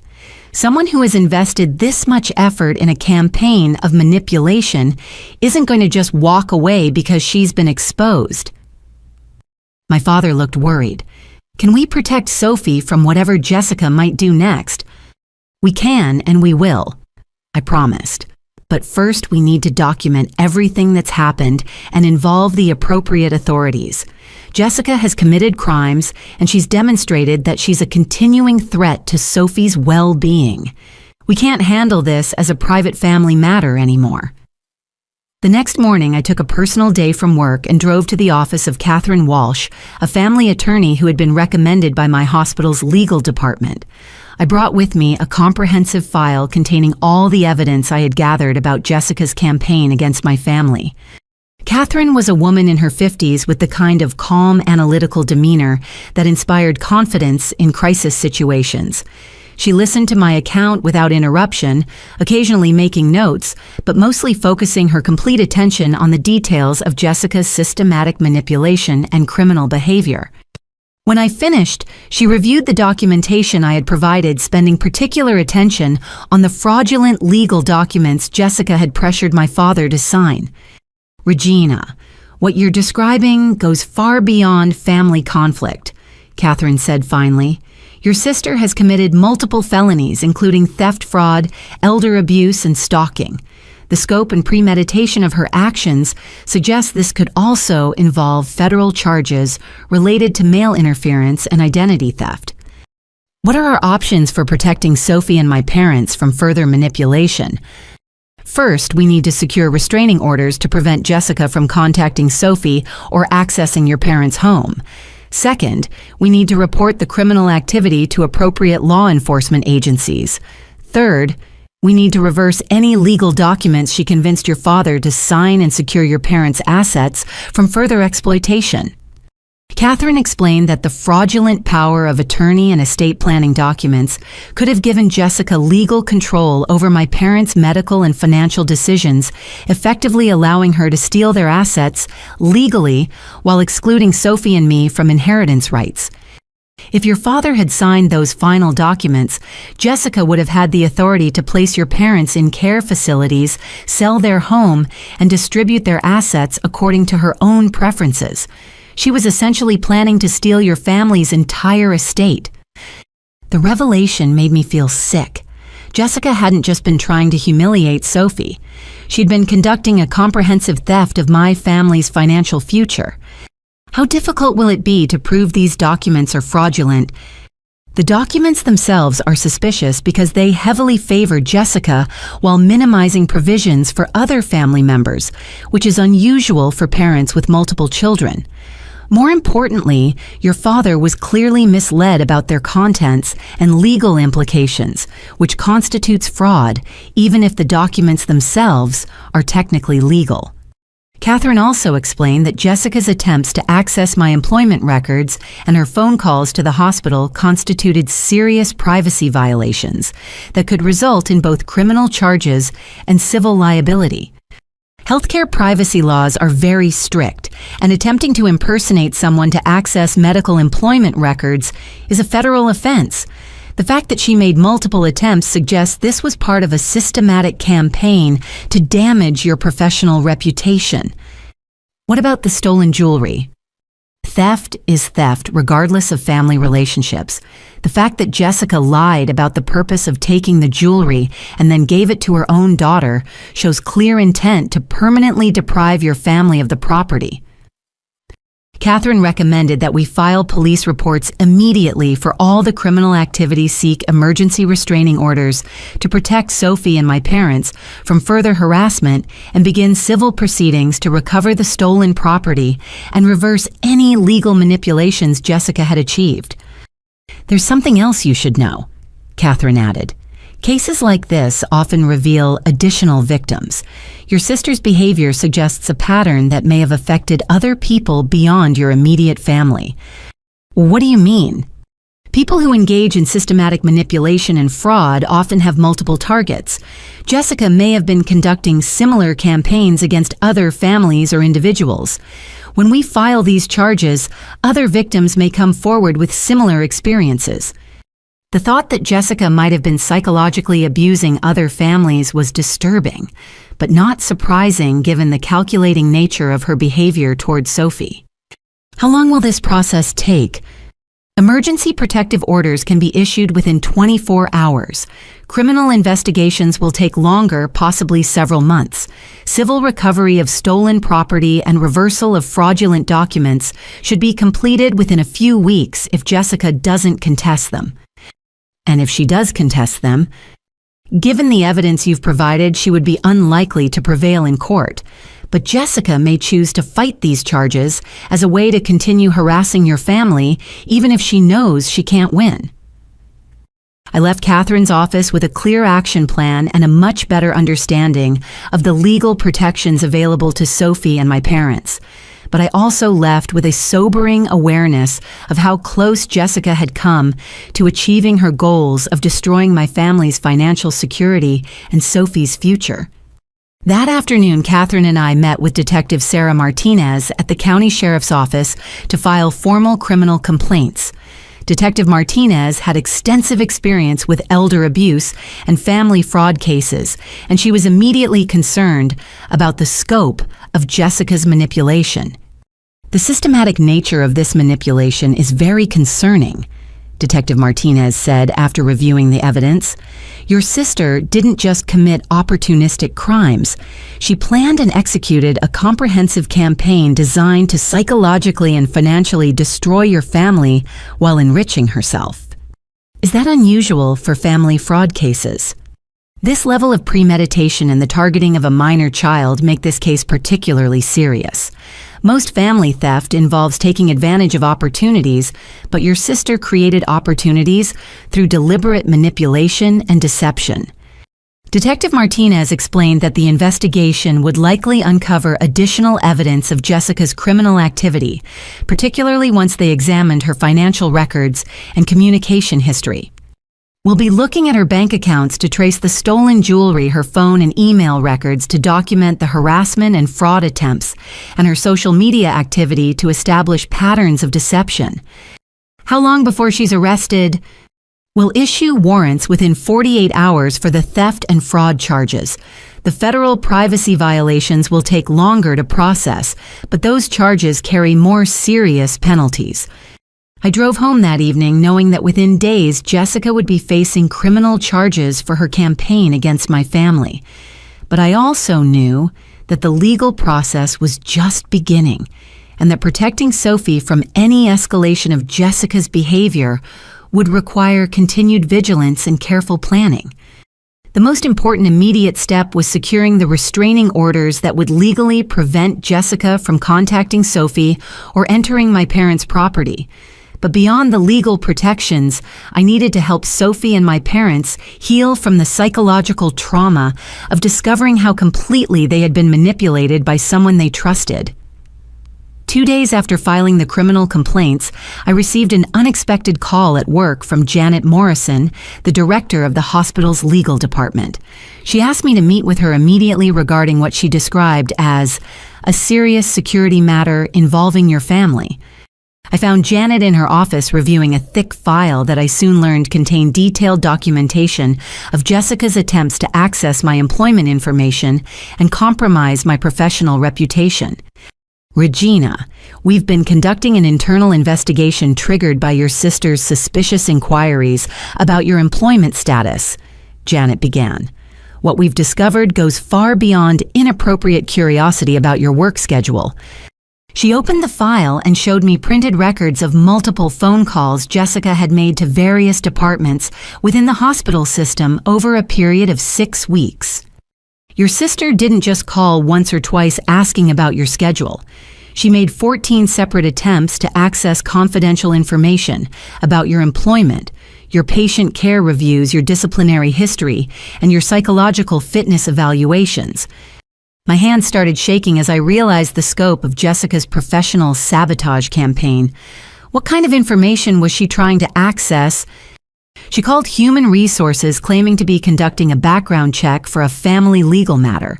She contacted Patient Safety, claiming she had concerns about your mental health affecting patient care. She even called our Employee Assistance Program, pretending to be you, asking for records of any counseling or support services you might have used. Each revelation felt like a physical blow. Jessica hadn't just been manipulating my family relationships, she had been actively trying to destroy my career and professional reputation. She also contacted the state nursing board, Janet continued.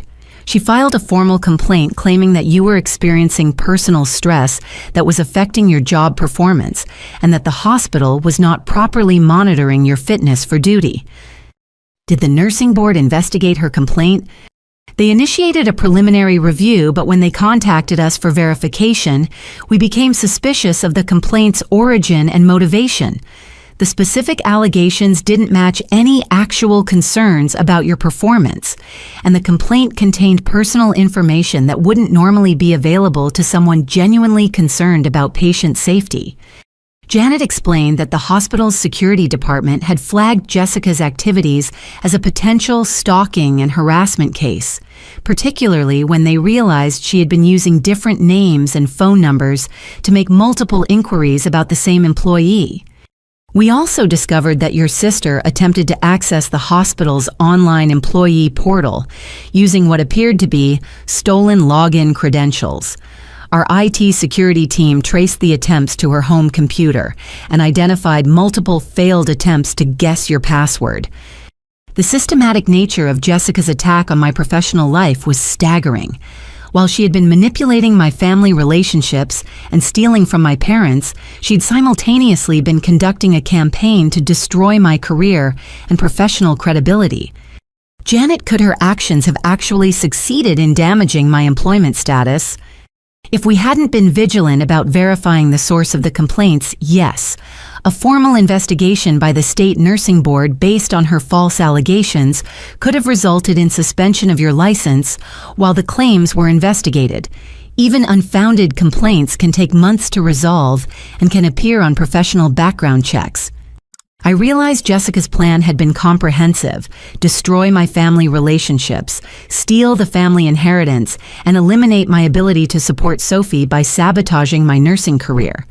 If all three elements had succeeded, Sophie would have been left with no family support, no inheritance, and a mother unable to provide financial stability. "There's more," Janet said grimly. "We believe your sister may have attempted similar campaigns against other healthcare workers in our system. When we started investigating her activities, we discovered complaints against 3 other nurses that followed similar patterns of personal allegations disguised as professional concerns. Other people, 3 single mothers working in our emergency and intensive care departments, all highly competent professionals, all recently divorced or widowed, all with children approaching college age. The complaints against them contained similar language and accusations about personal stress affecting professional performance. The implications were horrifying. Jessica hadn't just targeted my family, she'd been systematically attacking vulnerable healthcare workers, possibly as practice for her campaign against me, or simply out of resentment toward successful single mothers. What happened to those other nurses? 2 of them were cleared after brief investigations, but the stress of the false accusations contributed to one of them leaving her position and relocating to another state. The 3rd nurse is still dealing with the aftermath of the complaint, even though it was determined to be unfounded. Jessica's actions had destroyed at least one innocent person's career and had caused serious professional damage to others who had never done anything to harm her. Janet, what are the legal implications of what Jessica did? Filing false professional complaints is a serious crime, especially when it's done with intent to damage someone's livelihood. Attempting to access confidential employment records and impersonate employees for fraudulent purposes are federal offenses. Your sister is facing potential charges that could result in years in federal prison. Janet also explained that the hospital was considering civil action against Jessica for the costs associated with investigating her false complaints and implementing additional security measures to prevent similar attacks. We're also required to report these activities to federal authorities because healthcare employment records are protected under multiple federal privacy laws. The FBI will likely become involved in investigating her attempts to access confidential medical employment information. I left Janet's office with a much clearer understanding of how close Jessica had come to destroying not just my family, but my entire professional life. Her campaign had been even more comprehensive and malicious than I had realized, targeting every aspect of my ability to provide stability and security for Sophie. But I also left with the knowledge that Jessica's pattern of attacking multiple victims would strengthen the criminal case against her. She wasn't just a family member who had made poor choices, she was a predator who had systematically targeted vulnerable people for psychological and professional destruction. That evening, I sat Sophie down to explain what we had discovered about the scope of Jessica's campaign against our family. Sophie needed to understand that the Christmas dinner exclusion had been just one element of a much larger attack designed to damage her future prospects and our family's stability.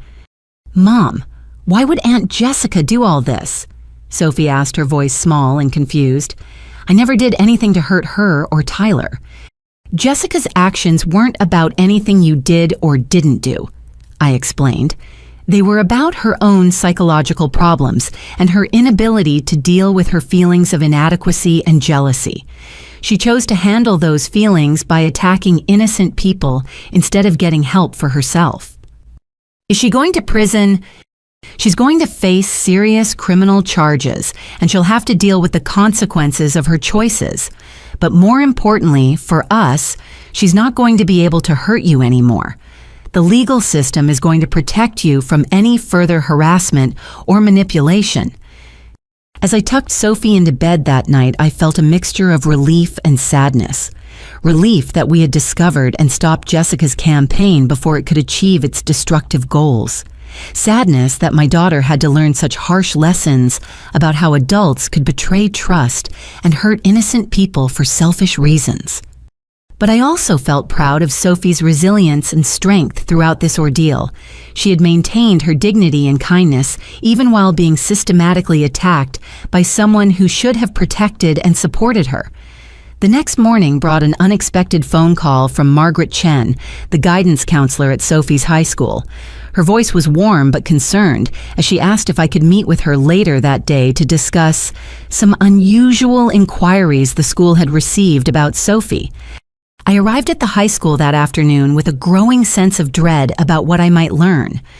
Margaret met me in her office, a comfortable space filled with college brochures and motivational posters that usually made me feel hopeful about Sophie's future. "Regina, I wanted to speak with you because we've received several concerning communications about Sophie over the past few weeks, and I thought you should be aware of them." She pulled out a folder containing what appeared to be multiple documents and printed emails. 3 weeks ago, we received a phone call from someone claiming to be a concerned family member, reporting that Sophie might be experiencing emotional problems related to family instability. The caller suggested that Sophie's academic performance might be artificially inflated and that we should monitor her more closely for signs of stress or dishonesty. My stomach dropped. Who made this call? The caller identified herself as Jessica Patterson, Sophie's aunt. She claimed she was worried about Sophie's well-being because of your demanding work schedule and the pressures of single parenthood. She suggested that Sophie might need additional counseling or supervision. What did you tell her? I explained that we couldn't discuss individual student matters with family members without proper authorization and that our experience with Sophie had been entirely positive. She seemed frustrated by this response and asked whether we had proper procedures for identifying students who might be hiding problems at home. Margaret showed me notes from the phone conversation which revealed that Jessica had been fishing for information about Sophie's emotional state, academic performance, and college prospects. We also received a written complaint suggesting that Sophie's college recommendation letters might not accurately reflect her character, and that colleges should be made aware of potential family issues that could affect her academic success. A written complaint to colleges. The complaint was sent to our main office with copies addressed to the admissions departments of all 3 universities where Sophie has been accepted. It contained allegations about unstable home environment, lack of proper supervision, and questions about Sophie's emotional maturity and readiness for college independence. I felt sick realizing that Jessica had been trying to sabotage Sophie's college acceptances through false reports to university admissions departments. Did you forward these complaints to the colleges? Absolutely not. The allegations were inconsistent with everything we know about Sophie and your family, and the complaint contained information that could only have come from someone trying to damage Sophie's prospects rather than genuinely concerned about her welfare. Margaret explained that the school had been suspicious of Jessica's motives from the beginning because her allegations contradicted their direct experience with both Sophie and me as involved, responsible family members. But there's something else you should know. We've learned that similar complaints were made about other students in our district, all high-achieving seniors from single-parent families. The pattern of targeting successful students from vulnerable family situations was becoming clear. We compared notes with counselors at other schools and discovered that someone matching your sister's description had contacted multiple schools with similar concerns about their top students. The complaints all followed the same pattern questions about family stability, suggestions that academic achievements might be inflated, and recommendations for increased monitoring of the students. How many other families were targeted? At least 4 that we've identified so far. All single mothers, all high-achieving students, all families where the mothers work in demanding professional careers. Margaret showed me a summary that the district counselors had prepared documenting the pattern of harassment targeting successful families. The scope of Jessica's community campaign was far broader than I had imagined. We've reported these activities to the district administration and to local law enforcement as a pattern of harassment targeting minors. This appears to be systematic stalking behavior rather than legitimate concerns about student welfare. What has been the response from the community? Actually quite positive for the targeted families. Once we started comparing notes about these suspicious complaints, community members who know these families personally began reaching out to offer support and share their own experiences with similar harassment. Margaret explained that Jessica's campaign had backfired spectacularly. Instead of damaging the reputations of the targeted families, her obvious lies and malicious intent had strengthened community support for the victims. Parents who know Sophie personally were offended by the suggestion that such a respectful, hardworking teenager could be problematic. Teachers who have worked with her were insulted by the implication that they couldn't accurately assess student character. College counselors who have written recommendation letters were angry that their professional judgment was being questioned. Has anyone come forward with information about Jessica's activities? Several people have reported suspicious conversations with her over the past few months. Your pastor mentioned that she had tried to discuss concerns about your family's church attendance and Sophie's spiritual development. The manager at the bookstore where Sophie works said Jessica had asked probing questions about Sophie's work performance and attitude toward authority. The systematic nature of Jessica's community campaign was becoming clear. She'd been gathering intelligence and spreading false narratives throughout every aspect of our social and professional lives. Even Tyler's friends have come forward with information. Apparently, Jessica had been asking them to report on Sophie's social activities and behavior when the cousins were together at family events. She was using Tyler's friends to spy on Sophie. It appears so. Several teenagers mentioned that Tyler's mother had asked them unusual questions about Sophie's behavior, whether she seemed stuck up about her college plans, and whether she had ever said anything disrespectful about family members. Margaret showed me statements from several of Tyler's classmates who had been uncomfortable with Jessica's attempts to recruit them into monitoring and reporting on Sophie's activities. The good news is that this community response has actually strengthened Sophie's college prospects rather than damaging them. When word spread about the false complaints, several community leaders wrote additional letters of support for Sophie to ensure that any admissions committees would understand the true character of your family. Additional letters. Your pastor wrote a letter describing your family's positive contributions to church community. The bookstore manager wrote about Sophie's work ethic and integrity. 3 of her teachers submitted supplementary recommendations, emphasizing her character and the supportive home environment you've provided. I realized that Jessica's attempt to destroy Sophie's reputation had instead created an outpouring of community support that would actually enhance her college applications. There's one more thing, Margaret said. We've learned that the other families targeted by similar campaigns have all filed police reports. The district attorney's office is treating this as a coordinated harassment campaign targeting minors, which carries serious criminal penalties. How are the other affected students doing? They're all doing well, actually. Like Sophie, they've shown remarkable resilience in the face of adult harassment. And like your family, they've discovered strong community support they might not have realized they had. I left the school that afternoon with a completely different perspective on our situation.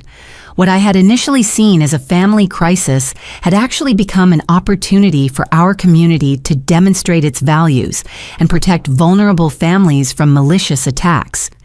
Jessica's campaign had exposed her own character while strengthening the bonds between our family and the people who actually knew and cared about us. Instead of isolating us, her attacks had revealed the depth of support available to families who were contributing positively to their communities. That evening, I received a call from Detective Martinez requesting a meeting to review additional evidence that had emerged during the investigation of Jessica's activities.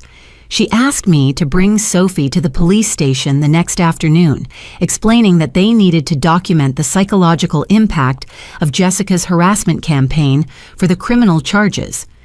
When Sophie and I arrived at the police station, Detective Martinez introduced us to Dr. Elena Rodriguez, a forensic psychologist who specialized in cases involving the psychological abuse of minors. Dr. Rodriguez would be evaluating the emotional harm caused by Jessica's systematic manipulation and documenting it for use in criminal proceedings. Sophie, I know this has been a difficult experience for you, Dr. Rodriguez said gently. What we're going to do today is talk about what happened and how it affected you so that the legal system can understand the full impact of your aunt's actions. During the interview, Sophie described the Christmas dinner exclusion in detail, explaining how the rejection had made her feel and how it had affected her sense of safety and belonging within our extended family. Dr. Rodriguez asked careful questions about Sophie's emotional state, her sleep patterns, her academic performance, and her social relationships since the incident. Dr. Rodriguez. Sophie said at one point, "What I don't understand is why Aunt Jessica thought hurting me would somehow help Tyler. Even if she succeeded in making me feel bad about myself, how would that make Tyler's life better?" Dr. Rodriguez explained that Jessica's behavior represented a psychological condition where someone tries to elevate their own status or that of their children by diminishing others rather than working to improve their actual circumstances. Your aunt appears to have believed that your success was somehow taking away opportunities from Tyler, when in reality your achievements had no impact on Tyler's potential for success. She was operating from a mindset of scarcity rather than abundance, believing that there wasn't enough success or family love to go around. While Sophie was being interviewed, Detective Martinez showed me additional evidence that had been gathered during the investigation of Jessica's activities. The scope of documentation was overwhelming and disturbing. We've obtained warrants for Jessica's phone records, email accounts, and social media activity, Detective Martinez explained. What we found confirms that this was a premeditated, systematic campaign that had been planned for months. She showed me printed copies of text messages Jessica had sent to various family members, carefully worded to plant seeds of doubt about Sophie's character and my parenting abilities. The messages revealed a calculated progression from subtle hints to more direct accusations, all designed to gradually shift family perceptions without triggering immediate suspicion. She also maintained detailed notes on her phone about your family's activities, schedules, and vulnerabilities.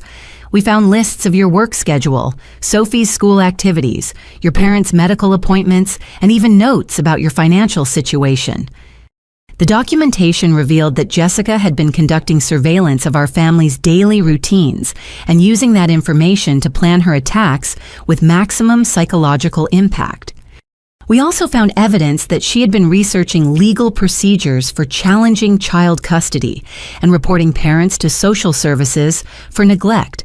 She had downloaded forms for filing complaints with Child Protective Services and had been gathering what she believed was evidence to support claims that you were an unfit parent. The revelation that Jessica had been planning to involve child welfare authorities in her campaign against our family was particularly chilling. She had been prepared to weaponize government agencies designed to protect children in order to damage an innocent family. Detective Martinez, did she actually file any reports with CPS? She made preliminary inquiries about the reporting process, but she hadn't filed formal complaints yet. We believe she was waiting to gather more apparent evidence before initiating that phase of her campaign. Detective Martinez also revealed that the investigation had uncovered Jessica's financial activities related to the theft of family jewelry and her attempts to manipulate my parents' estate planning. We traced the stolen jewelry to a pawn shop across the state line where Jessica sold 3 pieces for significantly below their actual value. The pawn shop owner has confirmed her identity and provided documentation of the transactions. She sold them. She sold the pearls and 1 ring, but she kept the antique bracelet and gave it to her daughter. We have photographs of her daughter wearing the stolen jewelry at public events, which provides clear evidence of the theft. Detective Martinez explained that Jessica's disposal of the stolen jewelry demonstrated consciousness of guilt and intent to permanently deprive my family of the property, which elevated the charges from simple theft to more serious felony charges. We also discovered that she had been researching estate planning procedures and inheritance laws, specifically looking for ways to challenge wills and exclude family members from inheritances. Her internet search history shows months of research into legal strategies for disinheriting relatives. The investigation had also revealed the technology-based aspects of Jessica's harassment campaign. We found spyware on Sophie's phone that had been installed without her knowledge or consent. The software was sophisticated commercial-grade surveillance technology that gave Jessica access to Sophie's location messages, phone calls, and even her internet activity. How did she install spyware on Sophie's phone? She convinced your parents to authorize the installation by claiming it was a family safety app that would help them stay connected with Sophie when you were working. Your parents innocently allowed her to install what they thought was a legitimate family tracking application. The spyware revelation explained how Jessica had been able to coordinate her attacks with such precise timing. She had been monitoring our private communications and using that intelligence to plan her psychological assaults for maximum emotional damage.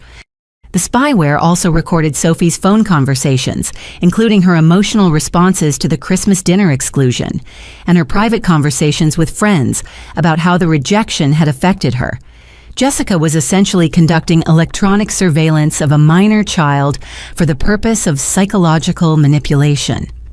Dr. Rodriguez rejoined our conversation after completing Sophie's interview, carrying a comprehensive assessment of the psychological impact of Jessica's harassment campaign.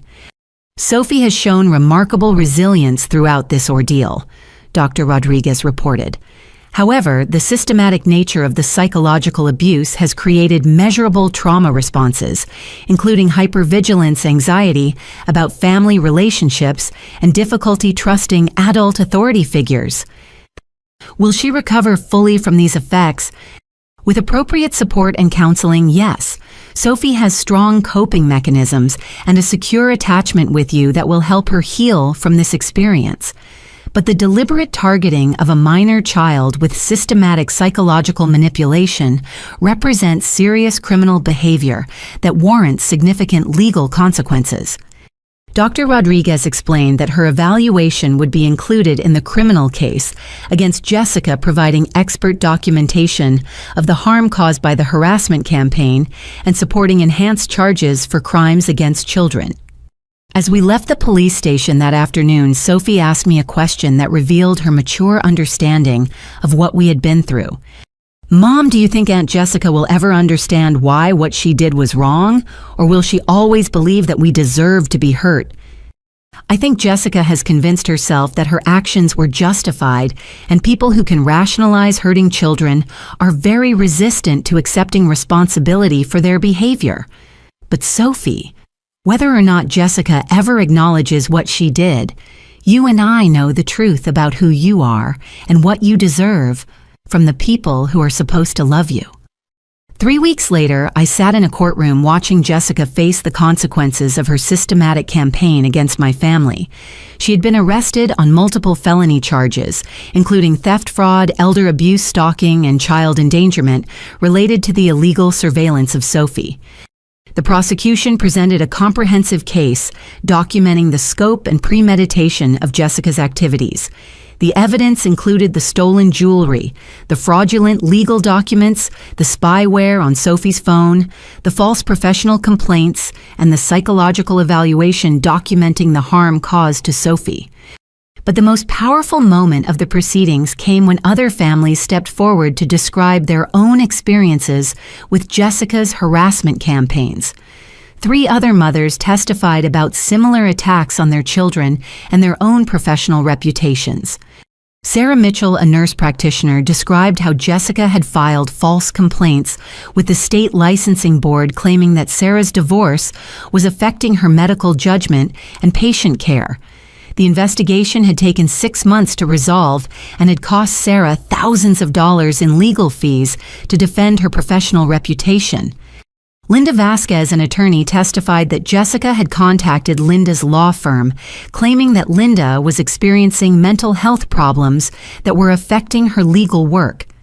Jessica had posed as a concerned family friend and had tried to access information about Linda's caseload and client relationships. Dr. Patricia Williams, a high school principal, described how Jessica had attempted to file complaints with the school district, claiming that Patricia was showing favoritism to her own children at the expense of other students. Jessica had tried to organize other parents to demand Patricia's removal from her position. All 3 women were single mothers with successful careers and high-achieving children. All had been targeted with systematic harassment campaigns designed to damage their professional reputations and undermine their children's academic prospects.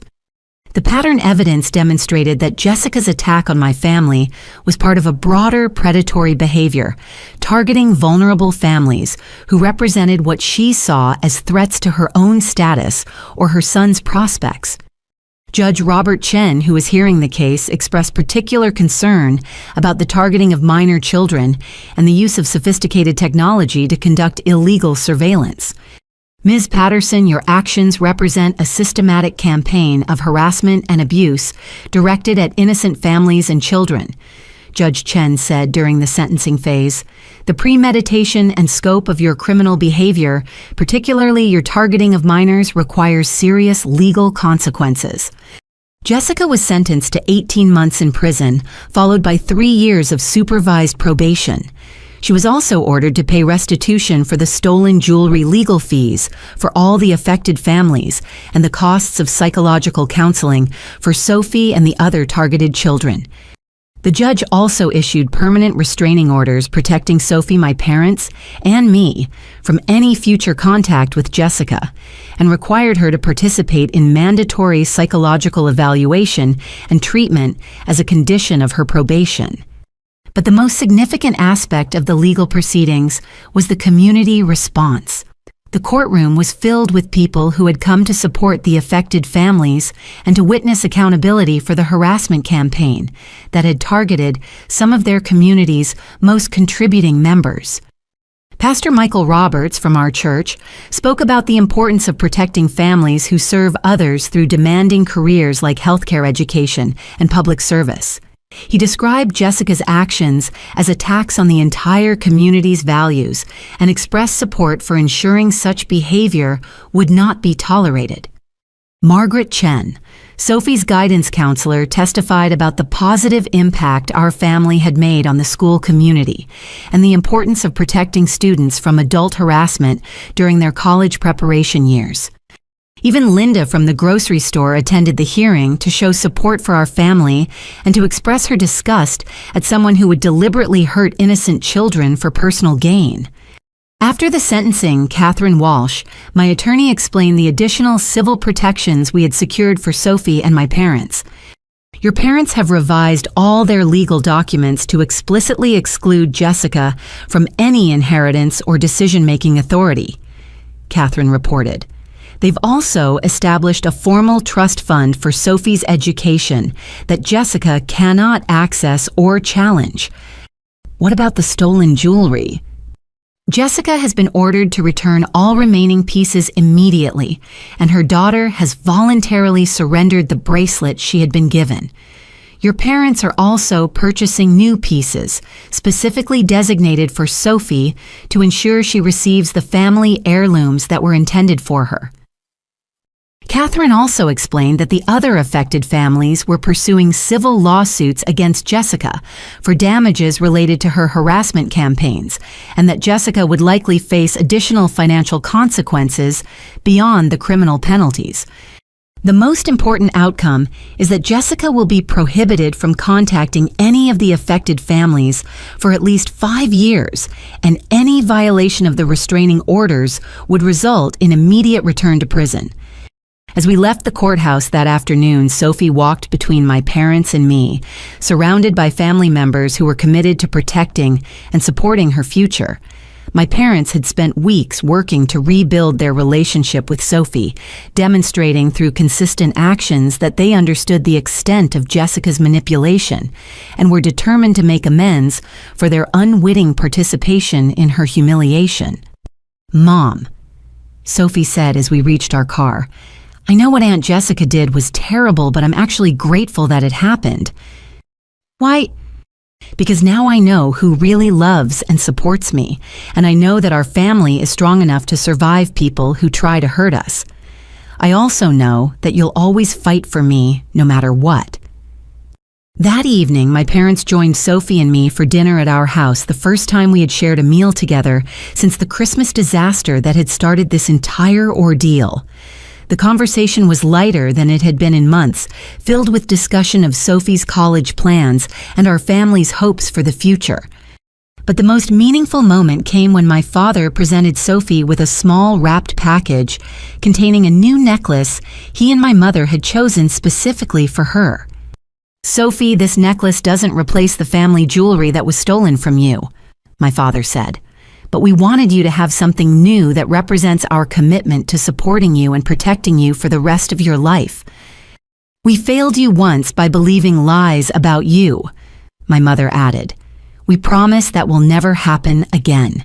You will always have a place at our table, and you will always be valued and cherished in this family."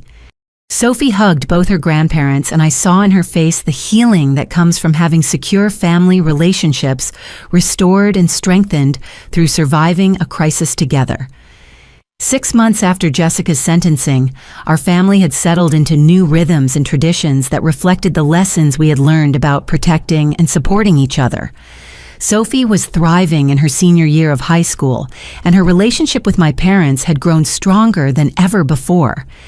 My parents had made remarkable efforts to demonstrate their commitment to rebuilding trust with Sophie. They attended every one of her school events, helped her with college preparation logistics, and established weekly traditions that ensured regular connection and communication. Every Sunday afternoon, Sophie visited my parents for what they called grandmother-granddaughter time, during which my mother taught Sophie family recipes, shared stories about previous generations, and helped Sophie understand her place in our family's longer history. My father had established grandfather-granddaughter projects during which he and Sophie worked together on practical skills like car maintenance, home repair, and financial planning.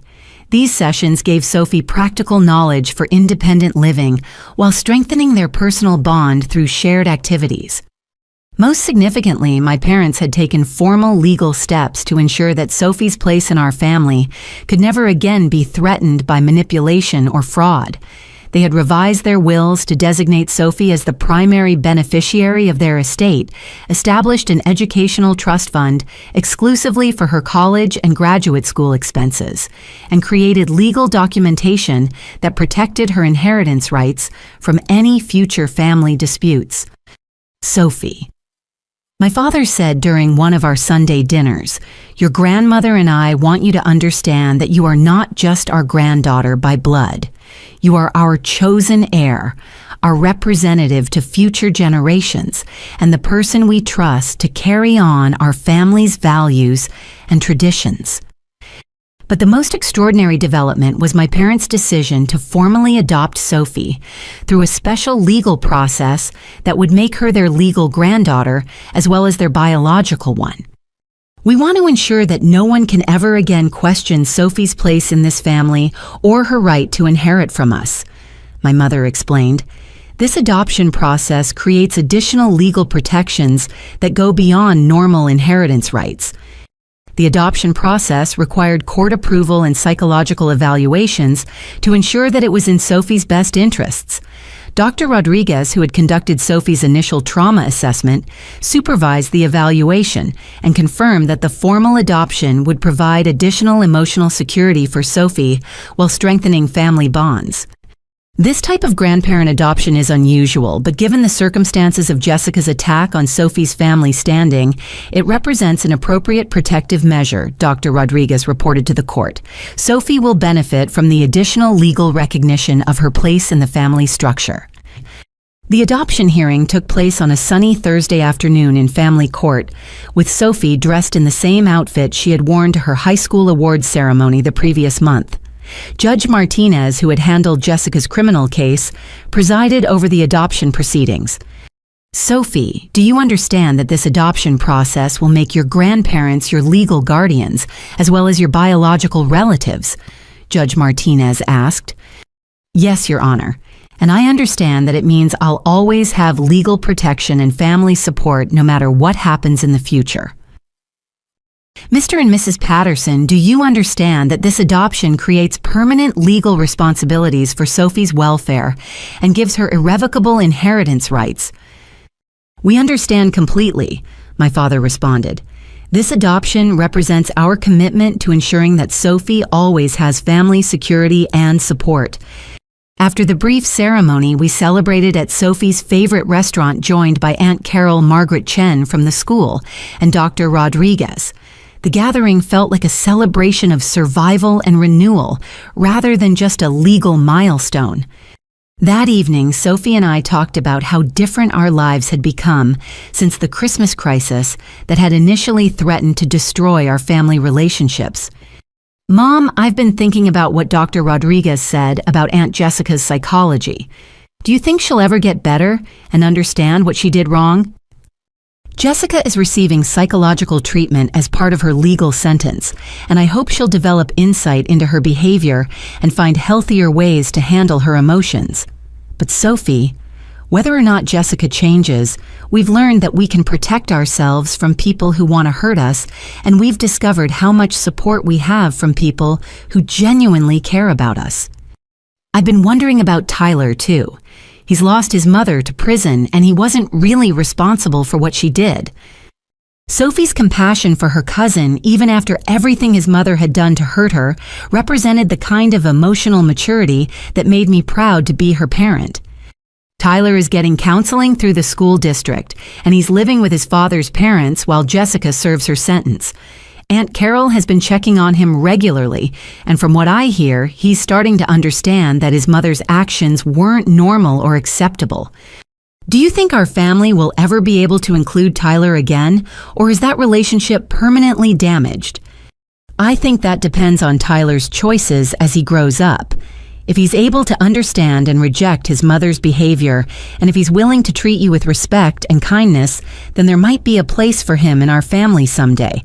But those decisions are far in the future, and they'll depend on him demonstrating that he shares our values about treating family members with love and respect." Sophie nodded thoughtfully. "I hope he can learn to be different from his mother. It would be sad if Jessica's problems destroyed his relationships with everyone." As I tucked Sophie into bed that night, I reflected on how much we had both learned about resilience, family loyalty, and the importance of protecting innocent people from those who would exploit or manipulate them. Sophie had demonstrated remarkable strength throughout the crisis, maintaining her academic performance, her kind treatment of others, and her sense of self-worth, despite being targeted by systematic psychological abuse. She had emerged from the experience with deeper understanding of human nature and stronger appreciation for the people who genuinely supported her. Our family had also grown stronger through surviving Jessica's attack. My parents had learned to be more discerning about trusting family members and more protective of vulnerable relatives. I had learned the importance of documenting problems and seeking legal protection when family conflicts escalated beyond normal disagreements.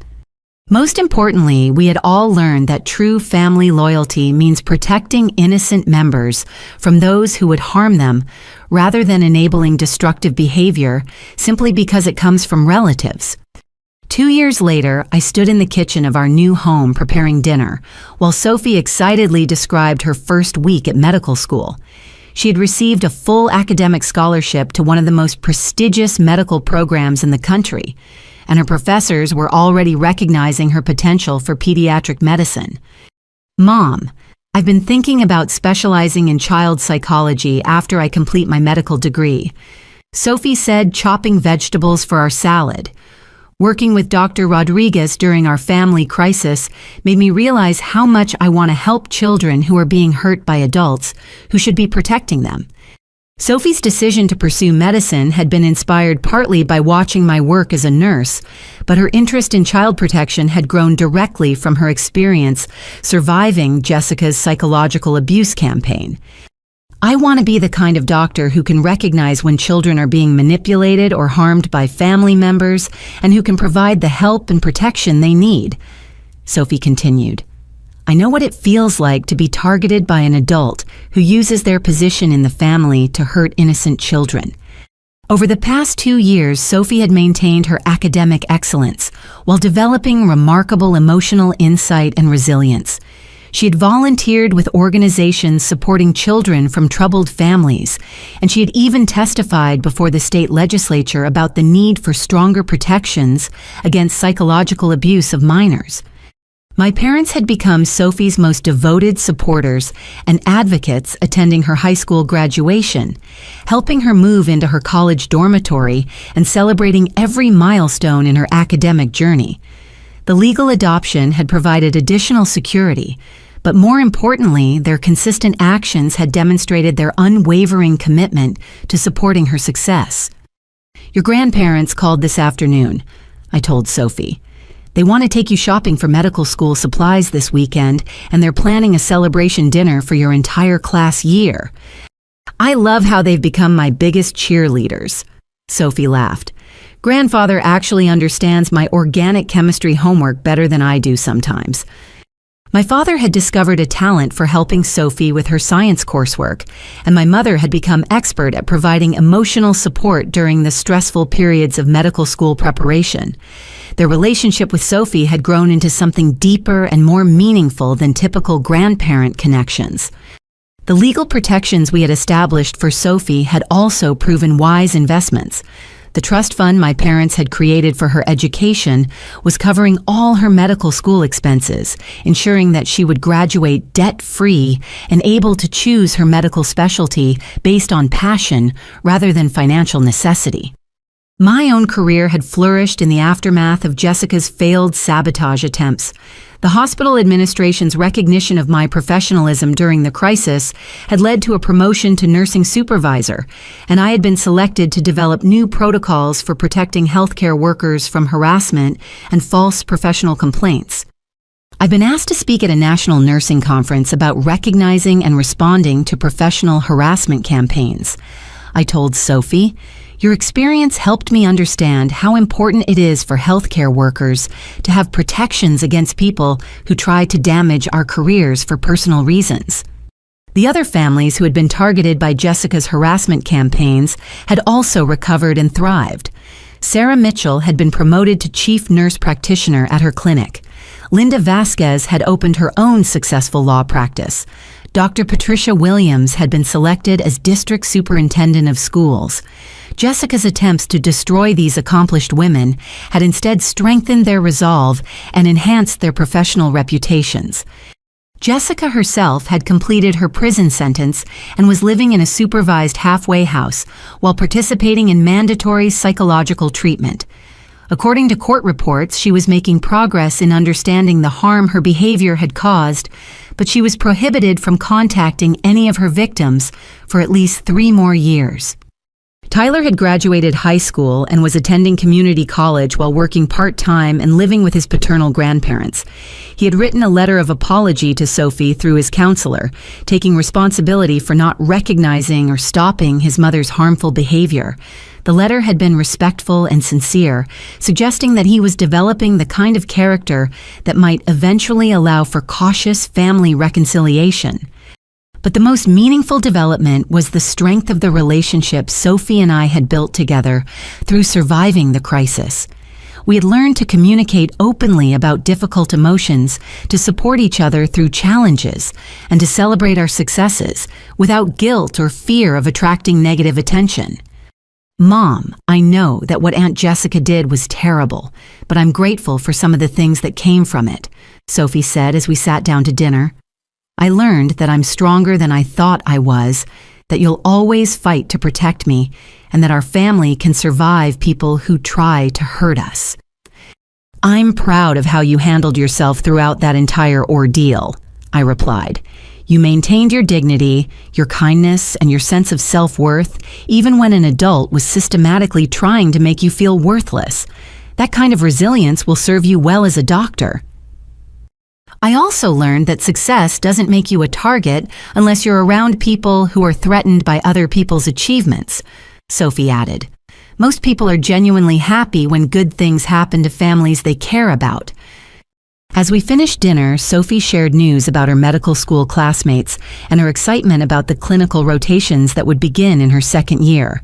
Her enthusiasm for learning and helping others filled our home with positive energy and hope for the future. Dr. Rodriguez told me that children who survive psychological abuse often become especially compassionate adults because they understand what it feels like to be hurt by people who should protect them, Sophie said. She thinks my experience with Aunt Jessica might actually make me a better pediatrician because I'll be able to recognize when children are being harmed and know how to help them feel safe. That evening, as Sophie studied for her medical school exams and I caught up on nursing journals, I reflected on how completely our lives had transformed since that terrible Christmas when Jessica had tried to destroy our family bonds. What had begun as a cruel attack designed to humiliate and isolate my daughter had ultimately strengthened our family relationships, revealed the depth of community support available to us, and inspired Sophie to dedicate her career to protecting other vulnerable children. Jessica's campaign of psychological manipulation had failed completely. Not just because of legal intervention, but because Sophie possessed the kind of inner strength and moral character that made her resistant to adult attempts to diminish her self-worth. The crisis had also revealed the importance of having family members who were willing to fight for what was right, rather than enabling harmful behavior for the sake of false peace. My parents' transformation from unwitting participants in Sophie's humiliation to her fiercest protectors and advocates had demonstrated the power of accountability and redemption in family relationships. Most importantly, Sophie had learned that she deserved to be treated with love, respect, and support by the adults in her life, and that she had the strength to recognize and resist anyone who tried to convince her otherwise. As I turned off the lights and prepared for bed, I felt profound gratitude for the journey that had brought our family to this place of security, success, and mutual support. Sophie was building the foundation for a career dedicated to healing and protecting others. My parents had become the kind of grandparents every child deserves, and I had learned that sometimes the most important thing a mother can do is stand up to family bullies who target innocent children. The Christmas that had nearly broken our family had ultimately made us stronger, wiser, and more committed to treating each other with the love and respect that every family member deserves. Sometimes protecting the people you love means standing up to family members who abuse their position of trust, even when it's difficult and painful. True family loyalty means defending innocent members from those who would harm them, not enabling destructive behavior simply because it comes from relatives. When we choose courage over comfort and justice over false peace, we create the kind of family environment where everyone can thrive and feel genuinely valued. Have you ever had to stand up to a family member who was hurting someone you loved? What gave you the strength to choose protection over peacekeeping? Share your story in the comments below because others might be struggling with similar family dynamics and could benefit from knowing they're not alone. If this story resonated with you, please like this video to help it reach other families who might need encouragement to protect their children from family manipulation. Don't forget to subscribe for more stories about overcoming family challenges and building stronger relationships through accountability and love. And please share this video with anyone who might need reminding that they deserve to be treated with respect and kindness by all family members regardless of age or relationship dynamics. Thank you for listening to our story, and remember that every child deserves adults who will fight to protect their dignity, dreams, and sense of belonging in this world.